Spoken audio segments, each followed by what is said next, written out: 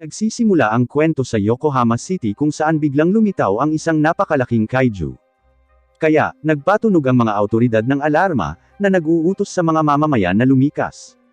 Sinimulan nitong sirain ang lungsod at pinapanood ng lahat ang balita habang sinisimulan ng isang helicopter na pasabugan ang halimaw, ngunit wala itong nagawa. Kaya, ang lahat ay nagsisimulang mag-alala. Ngunit dumating ang isang piling unit na kilala bilang ikatlong dibisyon upang labanan ang kaiju. At ang kanilang kapitan, si Mina, ay nagpaputok ng kanyang baril, pinatay ang kaiju sa isang putok. Ipinagdiriwang ng lahat ang tagumpay, iniisip na ang ikatlong dibisyon ay kamangha-mangha dahil nagawa nilang talunin ang kaiju nang walang anumang nasawi. Dumating ang isang team para linisin ang kalat at nakilala natin ang isang lalaking nagngangalang Kafka habang kumukuha siya ng sample para sa mga mananaliksik. Nakita niyang binubuhat ng mga kasamahan niya ang isa sa mga organo ng kaiju, ngunit binalaan niya silang mag-ingat at bigla itong sumabog. Nasunog ng dugo ang isa sa kanyang mga kasama, kaya tinulungan niya ang lalaki, na sinasabi sa kanya na magiging maayos siya. Napagtanto ni Kafka na napakalaki ng kaiju, kaya aabutin ng ilang taon bago nila ito maalis. At inutusan siya ng supervisor na tanggalin ang bituka.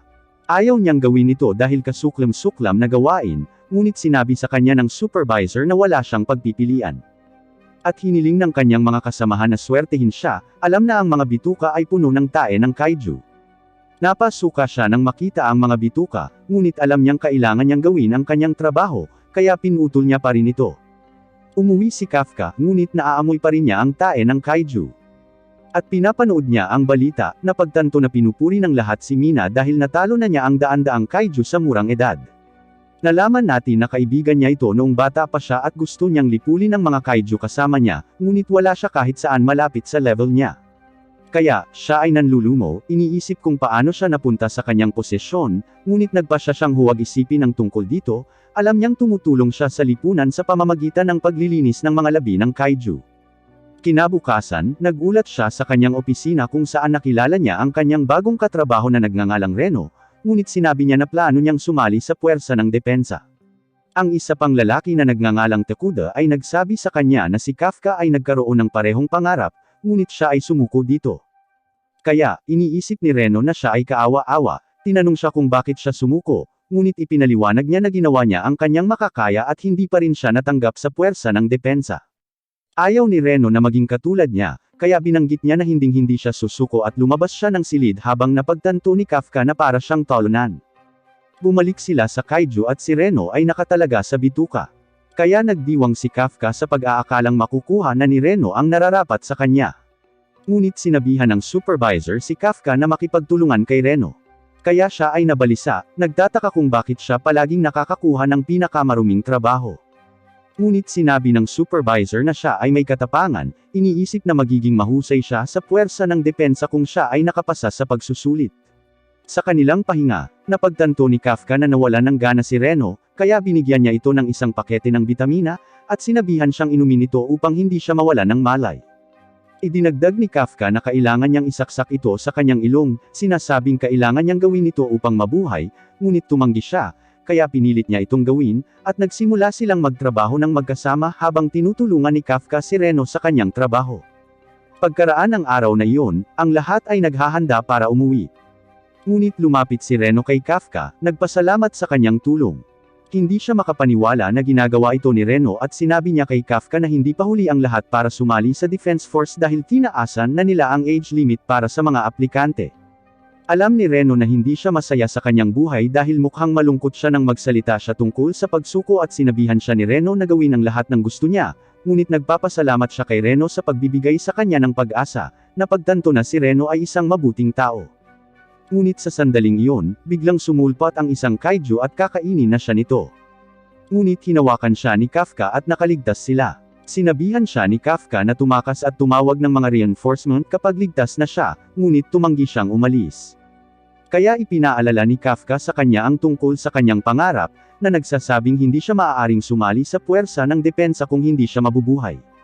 Kaya tumakas siya, at tinawag ni Kafka ang kaiju. Kaya nagsimula itong humabol sa kanya, sinusubukan na kainin siya. Ngunit pumasok siya sa isang gusali at tumalon sa bintana. Sa isang flashback, nakita natin si Mina na umiiyak, kaya nilapitan siya ni Kafka, sinusubukan siyang pasayahin. Ipinaliwanag niya na malungkot siya dahil namatay ang kanyang pusa, at tinititigan nila ang mga guho ng kanilang lungsod habang binabanggit nila na sasali sila sa puwersa ng depensa. Ngunit sa palagay niya ay wala siya kung ano ang kinakailangan. At sinabi niya sa kanya na siya ay magiging isang mas mahusay na opisyal ng puwersa ng depensa, na sinasabing sabay nilang lilipulin ang mga kaiju.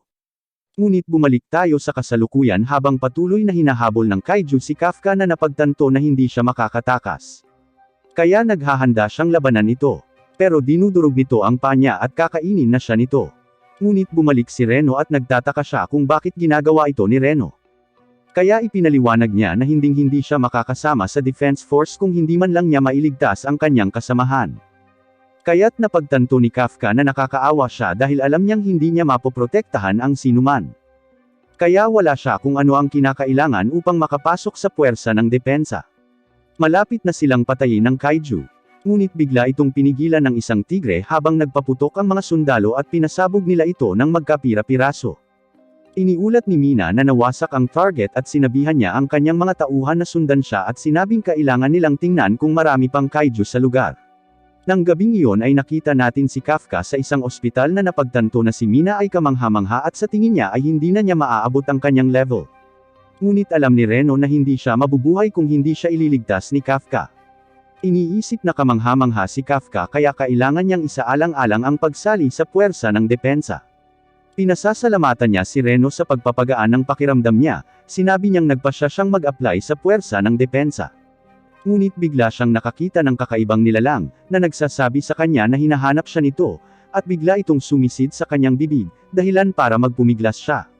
Napansin ito ni Reno kaya tinanong niya si Kafka kung ayos lang siya. Ngunit nabigla si Reno nang makita siya. Tumingin si Kafka sa salamin, napagtantong naging halimaw na siya, kaya natarante silang dalawa. Ngunit ipinaliwanag ni Kafka na may kontrol pa rin siya sa kanyang katawan, at nakita sila ng isa pang pasyente. Kaya tumawag siya para sa tulong at alam nila na si Kafka ay malapit ng mahuli. Kaya nagpasya silang tumakas. Nakita natin si Mina habang iniisip niya ang tungkol kay Kafka na nangako sa kanya na mananatili siya sa tabi niya, ngunit tinawag niya itong sinungaling dahil kinakalaban niya ang mga kaiju nang wala siya. Nakatanggap siya ng tawag at nalaman niyang may nagpakitang kaiju sa ospital, kaya nangako siyang aalisin ito. Sa isang pagbabalik tanaw, nakita natin si Mina na pinagtatawanan si Kafka, sa pag-aakalang corny siya sa pagsasabing paprotektahan niya ito kung sakaling matakot ito. Nagsisimula siyang mapahiya, ngunit talagang nagpapasalamat ito sa kanya at masaya na lagi silang magkasama. Nakita nating tinitipon niya ang kanyang koponan at sinabi niya sa kanila ang tungkol sa sitwasyon sa ospital. May alerto sa balita at sinabihan ang mga tao na sumilong. Bumalik tayo sa ospital at ang matanda ay takot na takot. Kaya, iminungkahi ni Reno na linawin ang hindi pagkakaunawaan, sinabihan si Kafka ng umiti, ngunit nang sinubukan niya ito, nagiging sanhi lamang ito ng pagkahilo sa lalaki. Nagmamadaling tulungan siya ni Kafka, ngunit nang mahawakan niya ang pader, natangay niya ito at nabigla sila sa kanyang lakas. Ang ibang mga pasyente ay nagtataka tungkol sa pagsabog at naisip ni Reno na kailangan nilang makatakas. Binuksan ni Kafka ang bintana, ngunit tuluyan niya itong pinunit.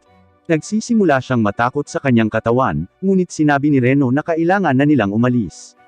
Nakita natin ang team ni Mina na papunta, at nakatanggap siya ng ulat tungkol sa pag-alis nila sa ospital. Samantala, nagtataka si Reno kung paano naging kaiju si Kafka, nagtatanong kung siya pa rin ba talaga ang parehong lalaki.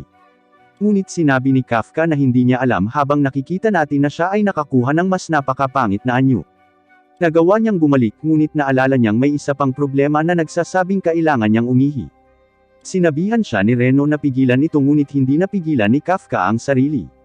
Kaya naman nagtaka si Reno kung saan manggagaling ang ihi at lumalabas ito sa kanyang mga utong. Ikinahihiya ito ni Kafka ngunit sinabi ni Reno na kailangan nilang magpatuloy sa paggalaw. Iniisip ni Kafka kung makakasama pa ba siya sa Defense Force ng ganito.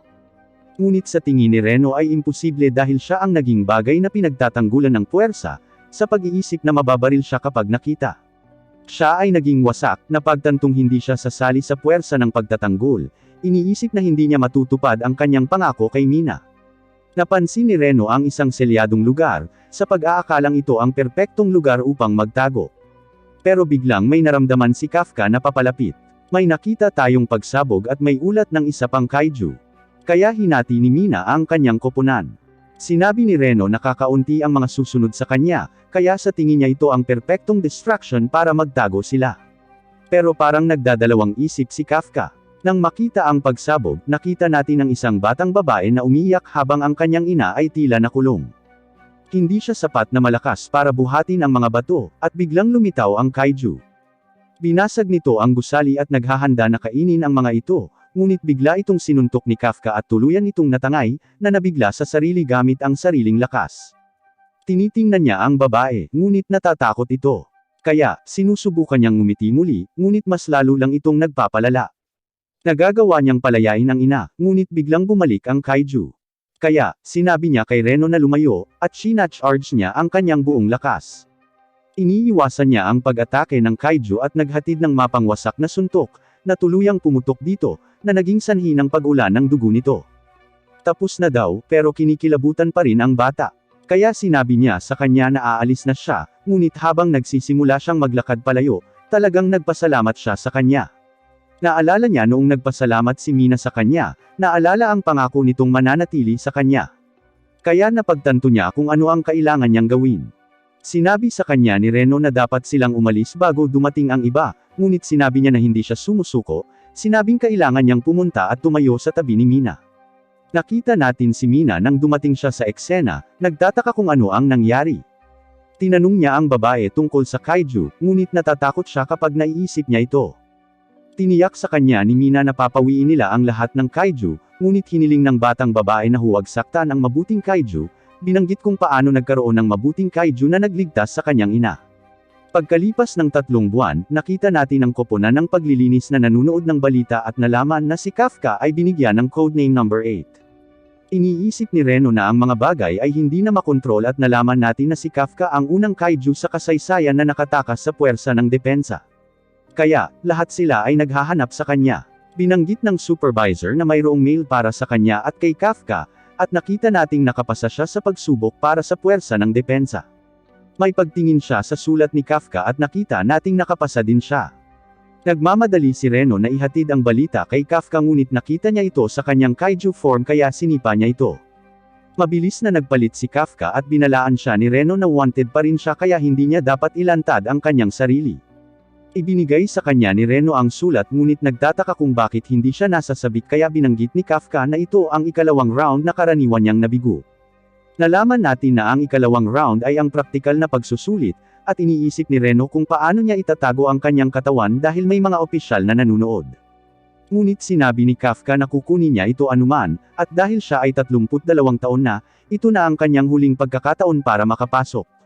Sa araw ng pagsusulit, nakita natin silang dumarating sa Tochiawa base ng Defense Force. Nakita natin ang ibang mga kalahok na dumarating, at biglang may isang batang babae na tumawag kay Kafka, na tinatawag siyang matanda. Siya ay nabigla at ipinaliwanag na siya ay 32 lamang, ngunit sinabi niya sa kanya na ang kanyang sasakyan ay nasa daan. Sinabi niya na maraming mga spot, ngunit binanggit ng batang babae na 55 ang kanyang maswerteng numero. Naisip ni Kafka na turuan siya ng ilang mga asal, ngunit nagpa siya ang batang babae na ilipat ito mismo. Hinubad niya ang kanyang jacket, nagsiwalat ng isang suit, at itinaas niya ang kanilang sasakyan gamit ang isang kamay lamang, itinapon ito sa gilid. Nag-aalala si Kafka tungkol sa pinsala at si Reno ay nagtataka kung sino ang babae. Kaya ipinakilala niya ang kanyang sarili bilang Kikoro Shinomiya, binanggit na ang kanyang paboritong libangan ay ang pagpatay ng kaiju. Ngunit bigla niyang naamoy si Kafka, na sinasabing amoy kaiju siya. Ngunit ipinagtanggol siya ni Reno, ipinaliwanag na dahil sila ay mga manggagawa sa pagtatapon, kaya't minamaliit niya ang mga ito, na sinasabing wala dapat sila doon. Ngunit nakita niya si Kafka na itinaas ang kotse, at hindi siya makapaniwala na mayroon itong superhuman strength, na iniisip na nakasuot din siya ng suit. Sinabi niya sa kanya na siya ay kukuha ng pagsusulit, sinasabi sa kanya na tandaan ang kanyang pangalan, at naniniwala siya na ang mga bagay ay malapit ng maging kawili-wili, na sinasabing patunayan niya na siya ay mas mahusay kaysa sa kanya. Nakasalubong natin ang butler niya, si Subaso, at pumasok sila sa loob. Ngunit nagalit si Reno dahil ginamit ni Kafka ang kanyang kapangyarihan para buhatin ang sasakyan. Kaya, ipinaliwanag niya na binago niya lamang ang kanyang kamay upang walang makapansin, ngunit sinabi sa kanya ni Reno na hindi iyon ang issue, pinayuhan siyang huwag gamitin ang kanyang kapangyarihan, at sumang-ayon dito si Kafka. Pumasok sila sa loob habang sinasabi ni Kafka na ito na ang kanyang huling pagkakataon na sumali sa puwersa ng depensa. Kaya naman, desidido siyang ibigay ang lahat ng mayroon siya. Nalaman natin na ang ikalawang round ng pagsusulit ay may dalawang bahagi at hindi sila sigurado kung sila ay magiging mahusay sa panahon ng pagsusulit sa kakayahan.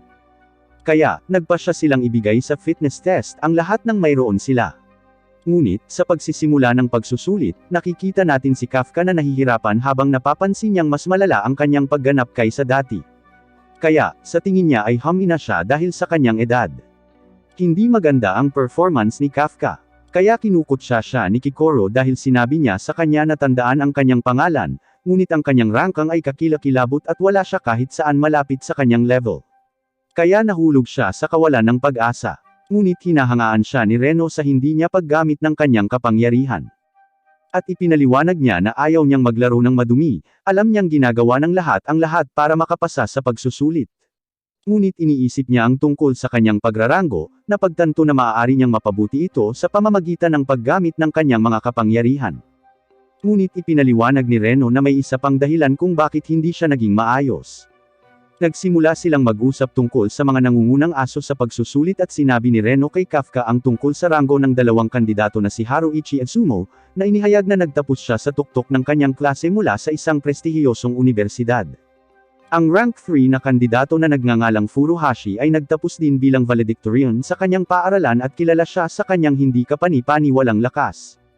Ang nangungunang kandidato, si Kaguragi, ay inimbitahan na maging elite member ng ground force ng Japan, ngunit tinanggihan niya ang alok dahil gusto niyang sumali sa defense force sa halip. Idinagdag ni Reno na may iba pang karampatang kandidato, kaya alam niyang magiging mahigpit ang kompetisyon, ngunit binanggit niya na ang lahat ay nanunood kay Kikoro, na sinasabing siya ay itinuturing na isang kahanga-hanga dahil nakapagtapos siya sa isang kilalang universidad sa edad na 16. Kaya, iniisip nila na mayroon itong hindi kapani-paniwalang talento at lahat ay gustong talunin siya. Nilapitan siya ni Kafka na nagsasabing siya ay kamangha-mangha, ngunit binugbog siya ng kanyang mga bodyguard, na sinasabing huwag siyang hawakan. Sa tingin niya ay nakakaawa siya, at ipinangako niyang patuloy siyang magmumukhang masama. Kaya, siya ay naiinis na nagsasabing siya ay maghihiganti, ngunit sa palagay niya ay babagsak siya sa pagsusulit. Kaya, sinabi sa kanya ni Reno na huwag mawalan ng pag-asa, iniisip na ang susunod na pagsubok ay tungkol sa pagtatapon ng mga bangkay ng kaiju, kaya akala nila may advantage sila. Tumungo ang mga kandidato sa susunod na lugar kung saan nakilala nila si Sashiro Hoshina, ang vice captain ng 3 dibisyon, na nagsasabi sa kanila na malapit na silang magkaroon ng kanilang aptitude test. Binuksan niya ang isang gate at si Kafka ay nasa sabik para sa pagtatapon ng mga bangkay ng kaiju, ngunit sinabi sa kanila ni Sashiro na sa halip ay papatayin nila ang mga kaiju. Hindi masaya sina Reno at Kafka na marinig ito at sinubukan ng isang kaiju na umalis sa gate, ngunit napahinto ito ng isang harang. Nakita ni Kikoro na nabigla si Kafka, kaya tinawanan niya ito at ipinaliwanag ni Sashiro na magsusuot sila ng combat suit sa panahon ng pagsusulit. Isinuot ni Reno ang kanyang suit at akmang-akma ito sa kanya habang binabanggit nito na natapos na nitong suriin ang kanyang katawan. Ipinaliwanag ni Sashiro na ang mga suit ay gawa sa organikong material na kinuha mula sa kaiju at binibigyan nito ang gumagamit ng mga kakayahan na higit sa tao. Ang operator na si Konomi ay sumusukat sa mga kandidato na nagpakawala ng kapangyarihang panlaban, na nagpapakita na si Reno ay nakakuha lamang ng 8% ng kanyang kapangyarihan sa suit, habang ang nangungunang mga mag-aaral ay nag-unlock ng higit sa 10%. Binanggit ni Sashiro na dapat nilang maabot ang 20% pagkatapos nilang matapos ang pagsasanay, at mukhang nadismaya si Furuhashi sa kanyang resulta, ngunit natutuklasan sila ni Sashiro na kawili-wili dahil ang mga mahuhusay na kandidato lamang ang makakapag-unlock ng 10% ng mga potensyal na suit ng walang pagsasanay. Ngunit isiniwalat ni Konomi na si Kikoro ay nakakuha ng 46% ng kapangyarihan sa suit, na kinikilala siya bilang ang pinakadakilang matalento sa kasaysayan dahil siya ay nasa antas na ng isang pinuno ng Platon.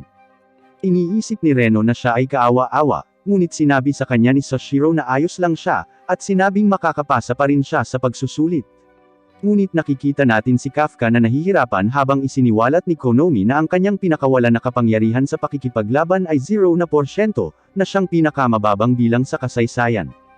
Kaya tinatawanan siya ni Sashiro sa pag-aakalang mabibigo siya. Hindi siya makapaniwala na nangyayari ito, iniisip na may mali sa kanyang suit. Ngunit alam ni Kikoro na itinatago niya ang kanyang kapangyarihan, at hinihintay niyang gamitin niya ito bago matapos ang pagsusulit. Naghahanda sila para sa huling pagsubok habang ipinaliwanag ni Sashiro na kailangan nilang alisin ang mga kaiju sa lugar, na sinasabing susubaybayan ng mga drone ang kanilang mga aksyon. Ibinunyag niya na ang mga suit ay may mga kalasag, na isa sa aktibo ng mga tagasuri kung ang buhay ng isang kandidato ay nasa panganib. Pero ipinaliwanag niya na madi-disqualify ang kandidato kapag nangyari ito. Nagsimula ang pagsubok at nagsimulang tumalon si Kikoro sa paligid ng lugar, pinababagsak ang kaiju sa kanyang dinadaanan. Ngunit si Kafka ay nagpupumilit na gumalaw, sinabing ang kanyang sandata ay masyadong mabigat dahil ang kanyang suit ay hindi nagbibigay sa kanya ng kapangyarihan. Nagtataka si Reno kung ano ang dapat nilang gawin, alam niyang hindi sila sapat na malakas para talunin ang kaiju, ngunit ipinahayag ni Sashiro na pinapanood sila ni Mina. Kaya naalala ni Kafka ang kanyang pangako sa kanya, at naalala niya na ito ang kanyang huling pagkakataon na sumali sa puwersa ng depensa. Kaya determinado siyang magtagumpay. Sa palagay niya ay may mga drone sa lugar dahil gusto ng mga examiners na makita kung paano aangkop ang mga kandidato sa mahihirap na sitwasyon. Kaya napagtanto ni Reno na hindi nila kailangang patayin ang kaiju mismo at nagpasya silang gawin ang kanilang bahagi sa pamamagitan ng pagsuporta sa iba. Nakita nila ang grupo ni Haruichi na nakikipaglaban sa isang kaiju at nakikipaglaban sila sa armor nito, ngunit alam ni Kafka ang kahinaan nito dahil itinapon niya ang katawan nito sa nakaraan. Kaya't naghagis siya ng bomba at natigilan ang kaiju habang ipinapaliwanag niya na mayroon nitong napakahusay na pandinig. Kaya ang pagsabog ay nanaig sa mga sentido nito. Sinabihan niya si Haruichi na puntiryahin ang tiyan nito. Kaya't sinunod niya ang mga tagubili ni Kafka at ang kanilang mga bala ay nakapasok dito, na naging sanhi ng pagsabog ng kaiju. Nagpasalamat siya kay Kafka sa kanyang tulong at nagsimula siyang maghanap ng isa pang kaiju, sa pag-aakalang makakapasa siya sa pagsusulit ng hindi ginagamit ang kanyang kapangyarihan. Ngunit bigla siyang inatake ng isang kaiju, na nagdulot sa kanya ng pagbagsak sa isang pader. At napapansin ng mga tagasuri na siya ay nasugatan, sa pag-aakalang hindi na niya maipagpapatuloy ang pakikipaglaban. Kaya't naghahanda silang buhayin ang kanyang kalasag, ngunit tumanggi siyang sumuko dahil alam niyang pinapanood siya ni Mina. Kakainin na siya ng kaiju, ngunit bigla itong naputol nang dumating si Kikoro, na sinasabi sa kanya na kaya niyang linisin ang lugar ng mag-isa kaya manatili na lang siya sa lupa, na tinatawag siyang talonan. Napagtanto ng mga nangungunang aso na sinusundan niya ang pangunahing target, at determinado silang alisin ito bago niya gawin. Ngunit napagtanto nila na siya ay mas malakas kaysa sa kanila, iniisip na ito ay dahil sa kanyang pinakawala na kapangyarihan sa pakikipaglaban. Nagpupumiglas si Kafka na bumangon, napagtantong nabali ang kanyang binti. At tinawag siya ni Sashiro, pinayuhan siyang mag-drop out dahil masyado siyang nasugatan para magpatuloy sa pakikipaglaban. Kaya naman, iniisip niya kung oras na para huminto, alam niyang wala siyang talento. Kaya, iniisip niya na siya ay mabibigo. Pero, ayaw pa rin niyang sumuko dahil ayaw niyang talikuran ang kanyang pangarap. At nagulat ang mga examiners nang magsimula siyang magtap sa kanyang mga kapangyarihan sa suit. Nagawa niyang bumangon. Kaya pumayag si Sashiro na magpatuloy siya. Nagpupumiglas pa rin si Kafka at nag-aalala siyang pigilan si Reno, ngunit determinado si Reno na magkasama. Nakita natin si Reno na cargo siya at si Sashiro ay tumatawa habang pinapanood sila. Sinubukan nilang abutin si Kikoro at sinabi ni Reno kay Kafka na hawakan ang pag-atake. Samantala, nakita nating madaling tinapos ni Kikoro ang kaiju at napakabilis niya na kahit sino ay walang makakatulong sa kanya. Naabot niya ang Hanjo, ang huling target, at naghagis siya ng granada para matigilan ito. Pagkatapos ay tumalon siya sa pagitan ng mga ngipin nito, at tinapos ito sa isang shot. Bumagsak ang kaiju kaya natapos ang pagsubok habang binabalikan ang mga drone, at hindi makapaniwala si Kafka na napatay ito ni Kikoro ng napakabilis. Humanga si Mina sa kanyang lakas, at binanggit ni Sashiro na napakabilis niyang nalampasan ang pagsusulit kaya walang ibang na-drop out. At nalaman natin na si Kikoro ay anak ng direktor. Inaasahan ni Kikoro na maging proud ang kanyang ama at naghanda siyang pumunta at pagtawanan muli si Kafka, ngunit may isa pang kaiju na lumitaw at bigla siyang binaril. Samantala, nagtataka si Kafka tungkol sa kanilang resulta, ngunit ang nawasak na kaiju ay biglang bumangon. Nakita natin si Kikoro na pinapahinto ang kanyang pagdurugo at ang kaiju ay nagulat na siya ay nakagalaw pa, ngunit si Kikoro ay nabigla nang marinig itong nagsasalita. Sinubukan niyang barilin ito, ngunit unang nagpaputok ang kaiju.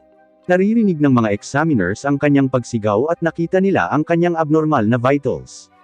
Nagtataka si Sashiro kung ano ang nangyayari at nakita rin nila ang muling nabuhay na kaiju. Nabanggit ni Konomi na lalo silang lumakas at ang Hanjo ay binigyan ng fortitude rating na 6.4. Iniisip ni Sashiro na kakailanganin ng isang buong Platen para ibagsak ito at iniutos ni Mina na i-activate ang lahat ng malalayong kalasag, na sinasabi kay Sashiro na kailangan nilang lumabas. Sinabihan ang mga examinees na lumikas, ngunit naisip ni Kikoro na hindi siya makakatakbo dahil kung hindi haharapin ang Hanjo, maraming tao ang mamamatay. Nagawa niyang isara ang kanyang mga sugat salamat sa kanyang suit, at naghahanda siyang patuloy na lumaban, iniisip na kailangan niyang maging perpekto, ngunit agad siyang pinalipad sa pader ng Hanjo. Sa isang flashback, nakita natin siya kasama ang kanyang kaibigan na si Risa, na masaya para sa kanya dahil nakuha niya ang pinakamataas na score, ngunit sinundo siya ng ama ni Risa at naiwan si Kikoro. Sumama si Sebaso sa kanya, binanggit ang kanyang ama na uuwi ngayon, at sa tingin niya ay matutuwa siya sa ginawa niya. Excited si Kikoro, pero pag-uwi niya, walang pakialam ang tatay niya sa score niya, sa pag-aakalang normal lang para sa kanya ang nasa tuktok. Sinabi niya sa kanya na ang pagdiriwang ng isang tagumpay ay humahantong lamang sa kabiguan, at sinabi niya na kailangan niyang maging perpekto para sa kapakanan ng kinabukasan ng kanilang bansa. Naaalala niya ang mga salita ng kanyang ama at patuloy na lumalaban, ngunit patuloy siyang hinahampas ng Hanjo. Sinubukan niyang tumayo pabalik, ngunit ang Hanjo ay biglang nagpatubo ng sungay, at nagulat si Konomi nang makita nitong muling nabuo ang offensive uni-organ nito. Nagsisimula itong mag-charge ng pag-atake, at iniisip ni Sashiro kung makakarating sila sa oras. Sa tingin ni Kikoro ay tapos na ito para sa kanya, at humingi siya ng tawad sa kanyang ama na hindi siya maaaring maging perpekto. Naghahanda ang Hanjo na tapusin siya, ngunit biglang lumitaw si Kafka, na nagsasabi sa kanya na ginawa niya ang isang mahusay na trabaho. Nagtataka siya kung ano ang ginagawa niya doon at nagkaroon ng napakalaking pagsabog, ngunit nakita natin na hinaranggan ito ni Kafka at nag-transform siya sa kanyang kaiju form sa harap niya na nagsasabing siya na ang bahala sa iba. Samantala, nakikita natin ang lahat na lumilikas at nagpaputok si Kaguragi ng flare upang makatulong na gabayan ang lahat. Umaasa si Reno na ayos lang si Kafka at nakita natin na ilang sandali bago nila nalaman na nabuhay muli ang Hanjo at si Kikoro ay lumalaban dito mag-isa. Ang kanilang mga utos ay lumikas, ngunit si Kafka ay nawala at si Reno ay nag-aalala na siya ay nagpaplanong magbago. Sa kasalukuyan, iniisip ni Kikoro kung ano ang nangyayari, at nakiusap si Kafka sa kanya na itago ang kanyang sikreto. Chinach-charge ng Hanjo ang isa pang pag-atake, ngunit sinampal lang ito ni Kafka, at nangako siyang sasabihin pa sa kanya ang iba pagkatapos ng laban.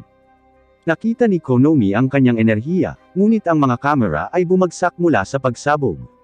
Sinabi niya na mayroon siyang fortitude rating na 9.8, ngunit sinabi ni Sashiro na imposible ito, sa pag-aakalang ang pagsabog ay dapat na nag-scramble sa kanilang sistema ng pagsukat dahil ang 9.8 ang magiging pinakamalakas na kaiju sa kasaysayan. Alam ni Kafka na wala siyang maraming oras, kaya nagpasya siyang tapusin ang mga bagay sa isang suntok. Nakipagsagupaan siya sa Hanjo, ngunit tuluyan niya itong nalampasan, pinasabog ito sa mga piraso. Nagtataka si Kikoro kung sino siya, at bigla siyang sinugod ni Kafka, ngunit nagpabagsak siya ng isang kaiju sa likod niya. Sinabi niya sa kanya na hindi niya dapat ilagay ang sarili sa ganoong panganib, ngunit biglang dumating si Reno at sinimulan siyang pagsabihan dahil sa pagbabago. Nagsimula silang magtalo, ngunit si Kikoro ay nawalan ng malay. Dumating sina Sashiro at Mina sa eksena at iniisip nila kung ano ang nangyari. Nakakuha sila ng ulat na si Kafka at ang iba pa ay nakarating sa kanlungan, ngunit iniisip ni Sashiro na hindi sapat ang lakas ni Kikoro upang maging responsable para dito. Naalala ni Sashiro ang nakaraang insidente 3 buwan na ang nakakaraan, kaya iniisip niya kung magkakonekta sila. Nakita natin si Kafka sa ospital at binanggit ni Reno na maganda rin ang kalagayan ni Kikoro, binabanggit na nakakakuha siya ng pinakamahusay na paggamot. Nagseselos si Kafka dito, ngunit bigla silang binisita ni Mina at pinasalamatan niya sila sa pagligtas kay Kikoro. Umalis siya pagkatapos nito at gusto ni Kafka na tawagin siya, ngunit nagpas siyang maghintay hanggang maging opisyal siya. Nagising si Kikoro at binisita siya ni Sashiro. Sinabi niya sa kanya na lahat ay nakaligtas at pinasalamatan niya siya sa pakikipaglaban sa Hanjo. Iniisip niya ang tungkol sa pagliligtas sa kanya ni Kafka at nagpasya siyang itago ang kanyang sikreto. Ang insidente ay iniulat sa balita at ang misteryosong kaiju ay nagulat na walang nasawi. Bigla siyang tumatawag at sinabing tapos na ang break niya at nakita natin siyang nag-transform sa isang lalaki. Paglabas niya ng palikuran, nalaman natin na siya ang pinakabagong miyembro ng cleaning squad. Nakalabas na si Kafka sa ospital at bumalik siya sa trabaho, ngunit nababaliw siya dahil hindi siya sigurado kung papasa siya sa pagsusulit. Sinimulan niyang sisihin si Reno para sa kanyang mahinang pagganap, ngunit lumilitaw ang kanilang boss na nagsasabing pareho silang nakatanggap ng mga sulat at binuksan ito ni Kafka nang mapagtanto na ito ang mga resulta ng pagsusulit. Nakikita natin ang mga matagumpay na kandidato na nagtitipon sa isang bulwagan, ngunit napagtanto ng mga nangungunang aso na wala si Kafka, iniisip na siya ay nabigo. Sumali si Kikoro sa kanila at nalaman natin na nakuha niya ang pinakamataas na marka. Kaya, hahawakan niya ang panunumpa. Tinanong ni Furuhashi si Reno tungkol kay Kafka, at sasagutin na niya ang tanong, ngunit biglang nagsimula ang seremonya nang pumasok si Mina sa bulwagan. Inutusan si Kikoro na magsalita sa ngalan ng klase. At inanunsyo ni Mina na mayroong 27 matagumpay na kandidato, na sinasabi na sila ay itinuturing na ngayon bilang mga opisyal sa puwersa ng depensa. Nangako si Kikoro na gagampanan ang kanyang mga tungkulin sa abot ng kanyang kakayahan. At pinasalamatan siya ni Mina sa pagligtas sa lahat sa panahon ng pagsusulit, ngunit alam niyang si Kafka ang gumawa nito, at nagtataka siya kung bakit wala ito sa seremonya, iniisip na karapat-dapat siyang pumasa. Curious siya sa powers niya, kaya gusto niya itong makita muli. At sa sandaling iyon, biglang sumama sa kanila si Kafka, na ikinagulat ng lahat. Nalaman natin na sa panahon ng deliberasyon, pinag-usapan ng mga opisyal ang resulta ni Kafka, iniisip na wala siyang potensyal. Kaya't itinuring nilang mabigo siya, ngunit nagpasya si Sashiro na tanggapin siya sa kanyang platen dahil nagawa niyang suportahan ang iba pang mga kandidato sa aktwal na labanan. Ipinaliwanag ni Mina na hindi siya kasama sa seremonya dahil ipapatala siya bilang isang kadet, ngunit masaya si Kikoro na nakapasok siya sa puwersa ng depensa. Natutuwa si Mina na lahat sila ay nagboluntaryo para sa puwersa ng depensa, ngunit ipinaliwanag niya na lumalakas ang kaiju, kaya binalaan niya sila na ang kanilang mga misyon ay magiging mapanganib. Sigurado siyang magkakaroon ng mga casualty, ngunit ipinangako niyang gagawin niya ang lahat para tulungan sila, na sinasabi sa kanila na maniwala sa kanya. Sinabi sa kanya ni Kafka na tatabi siya sa kanya, ngunit nabigla ang lahat sa kanyang pag-uugali, na iniisip na siya ay baliw. Sinabi niya sa kanya na siya ay walang galang, kaya nagpasya siyang parusahan siya, sinabihan siyang gumawa ng 100 push-up, at si Sashiro ay tumawa, na sinasabi sa kanya na maging mahinahon sa kanya. Ngunit lumayo siya, at napansin ni Sashiro na nakangiti siya habang sinisimula ni Kafka ang mga push-up. Naghinala si Sashiro na konektado siya sa kaiju na rate na 9.8 dahil nawala ang kanyang mga vitals nang ma-detect ito. Kaya naisip ni Sashiro na may tinatago siya. Kaya nagpasya siyang subaybayan siya. Nagpupumilit si Kafka na kumpletuhin ang kanyang mga push-up at bahagya siyang nakakuha ng 100 habang nagdiriwang ang lahat, ngunit pinutol sila ni Kikoro na sinabi sa kanya na gusto niya itong makausap. Pumunta sila sa isang kainan kung saan sinabi ni Kafka kay Kikoro kung paano niya nakuha ang kanyang kapangyarihan at hindi siya makapaniwala na posible ito. Iniisip niya ang tungkol sa pagsasabi sa puwersa ng depensa tungkol dito, iniisip na maaari nilang gamutin siya. Ngunit sinabi niya sa kanya na ito ay isang masamang ideya dahil mag-eksperimento sila sa kanyang katawan hanggang sa siya ay mamatay, na sinasabing gagamitin nila siya upang lumikha ng mga espesyal na armas. Kaya nakikiusap siya sa kanya na ilihim ang kanyang kapangyarihan. At siya ay sumang-ayon dito, na nagpapaalala sa kanya na iniligtas niya ang kanyang buhay, ngunit ipinangako niyang papatayin siya kung siya ay mawala sa pag-iisip. Nakita natin si Reno sa gitna ng isang sesyon ng pagsasanay, at naabot niya ang mga target ng may kamanghamanghang katumpakan. Binanggit ng isang boses na nakumpleto niya ang ehersisyo sa loob ng mahigit 2 minuto at umabot na sa 18% ang kanyang combat power. Lahat ay humanga sa kanyang pag-unlad at gusto ni Furuhashi na makasabay sa kanya. Kaya't idinaan niya ang ehersisyo sa lahat ng mayroon siya at nagawa niyang talunin ang oras ni Reno habang binabanggit ng boses na ang kanyang pinakawala na kapangyarihan sa pakikipaglaban ay 20%. Sinabihan niya si Reno na huwag maging masyadong maangas, ngunit nakita nilang kinukumpleto ni Kikoro ang pagsubok habang ipinakikita ng boses na nagawa niyang sirain ang mga target sa loob ng 1 minuto at ang kanyang kapangyarihan sa pakikipaglaban ay nasa 55%.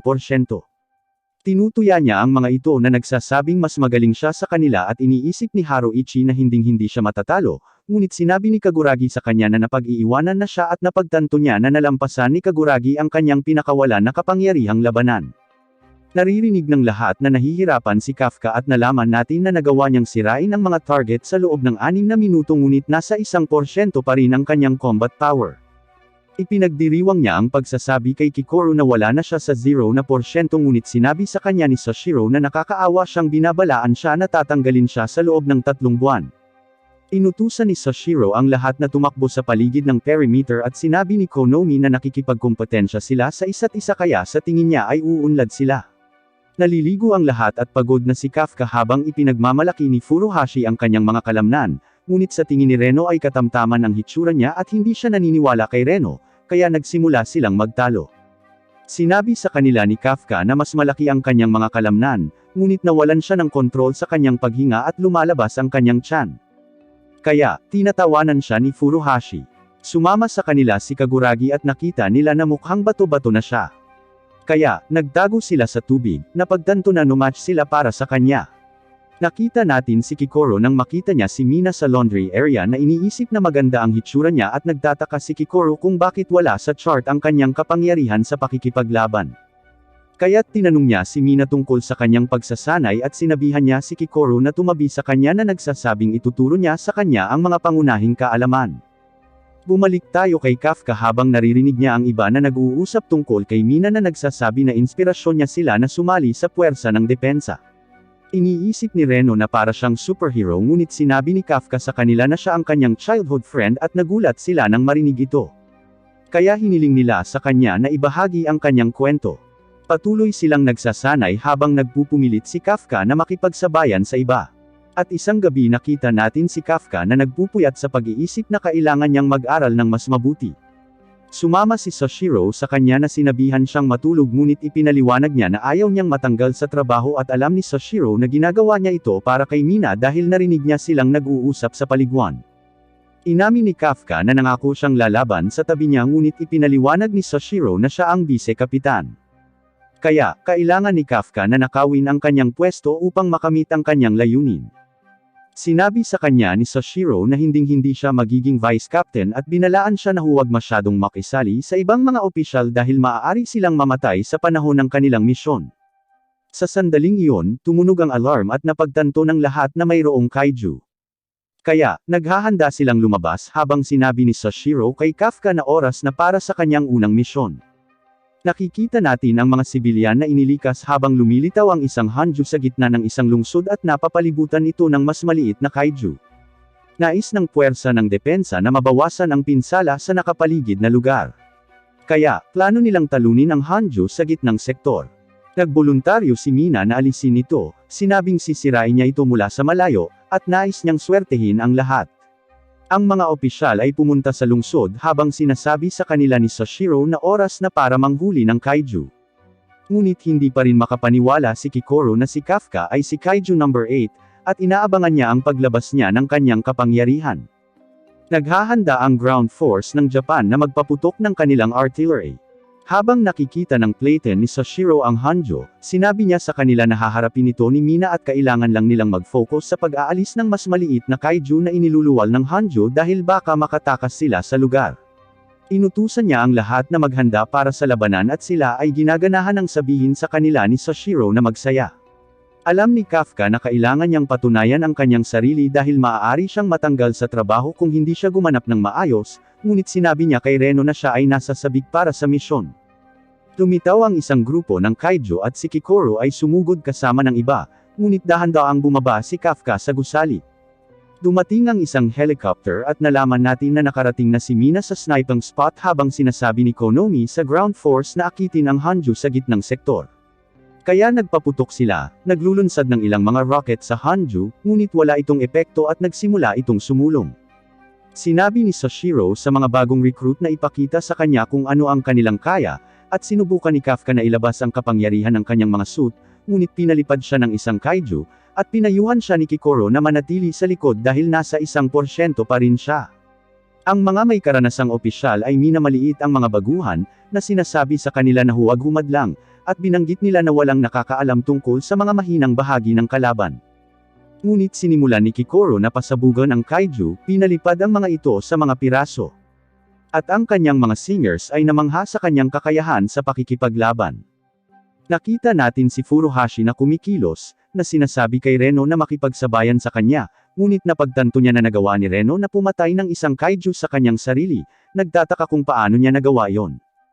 Kaya, ipinaliwanag niya na gumagamit siya ng mga nagyayelong bala, na nagsasabi na akma ito sa kanyang estilo dahil pinapayagan siya nitong pabagalin ang kalaban habang siya ay nakikipaglaban. Ang mga singers ay humanga sa mga bagong recruit dahil sila mismo ang nag-aalis ng kaiju. At ang pinuno ng Playten, si Nakano, ay nagpapaliwanag na ang batch ay puno ng mga mahuhusay na miyembro. Sina Kaguragi at Haruichi ay nakikipagkompetensya laban sa isa't isa, gustong makita kung sino ang makakakuha ng higit pang mga pagpatay. Tulad ng sinabi ni Nakano na sila ay ganap na magkasalungat, ngunit sa palagay niya ay pareho silang kaakit-akit. Sa palagay niya ay kahanga-hanga ang mga rookie dahil nahihigitan nila ang kanilang mga seniors. At iniulat ni Konomi na sina Reno at Furuhashi ang nasa unahan. Ngunit napagtanto ni Kafka na siya ay walang silbi. Kaya iniisip niya kung ano ang maaari niyang gawin upang makatulong. At nakita niya ang isang patay na kaiju, iniisip na maaari niyang mahanap ang mahinang lugar nito. Kaya't sinimulan niya itong i-dissect, napagtanto na ang core ay hindi kung saan ito dapat, at nakikita niya ito sa base ng leeg. Kaya't iniulat niya ito kay Sashiro, pinayuhan ng mga opisyal na atakihin sila sa tagiliran. Idinagdag niya na ang kaiju ay may mga reproductive organ, at binalaan niya si Sashiro na maaari silang magbunga ng bagong kaiju kung hindi masisira ang mga organo. Nagpasalamat si Sashiro sa kanya para sa impormasyon at ibinahagi ito ni Konomi sa lahat habang napagtanto niya na nakatulong siya sa puwersa ng depensa, iniisip na maaari siyang lumaban sa tabi ni Mina ngunit nakakita siya ng isang napakalaking pagsabog, at nakita natin na ang puwersa ng lupa ay patuloy na pinipilit ang Hanjo ngunit nakarating na ito sa gitnang sektor kaya nagpa siya silang umatras. Binabaril ng puwersa ng depensa ang mga binti nito, sinusubukang i-immobilize ito habang tinutumbok ni Mina, at sinacharge niya ang kanyang railgun, na nagpapataas ng kanyang pinakawalan na kapangyarihang panlaban sa 76%. Sinabihan ni Sashiro si Kafka na panoorin ng mabuti ang pagpapaputok ni Mina ng kanyang sandata, na nagbubuga ng napakalaking butas sa katawan ng Hanjo. Hindi makapaniwala si Kafka kung gaano siya kalakas, at sinabi sa kanya ni Sashiro na wala siya kahit saan malapit sa kanyang level. Nagpaputok siya ng isa pang round, nawasak ang ulo ng Hanjo, at bumagsak ito sa lupa, ngunit patuloy niyang pinaputok ang kanyang sandata. At sinabi sa kanya ni Konomi na patay na ito, ngunit wala siyang pakialam, at patuloy niyang pinawi ang katawan nito. Iniisip ni Kafka na siya ay hindi kapani-paniwala, at tinanong siya ni Sashiro kung sumuko na ba siya sa kanyang mga pangarap, na sinasabi sa kanya na hindi na niya maaabot ang kanyang level. Tinanong niya si Sashiro kung maaari niyang pantayan ang kanyang lakas, ngunit ibinunyag niya na hindi niya kaya. Sinabi niyang dalubhasa siya sa pagharap sa mas maliit na kaiju. Isang kaiju ang biglang sumulpat sa likod niya, ngunit agad niya itong hiniwa.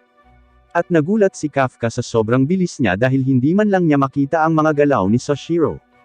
Ipinaliwanag niya na mas magaling siyang gumamit ng espada, na sinasabing ang kapitan at bise-kapitan ang pinakamakapangyarihang miyembro ng puwersa, kaya binigyan sila ng mga espesyal na armas na angkop sa kanilang mga estilo ng pakikipaglaban.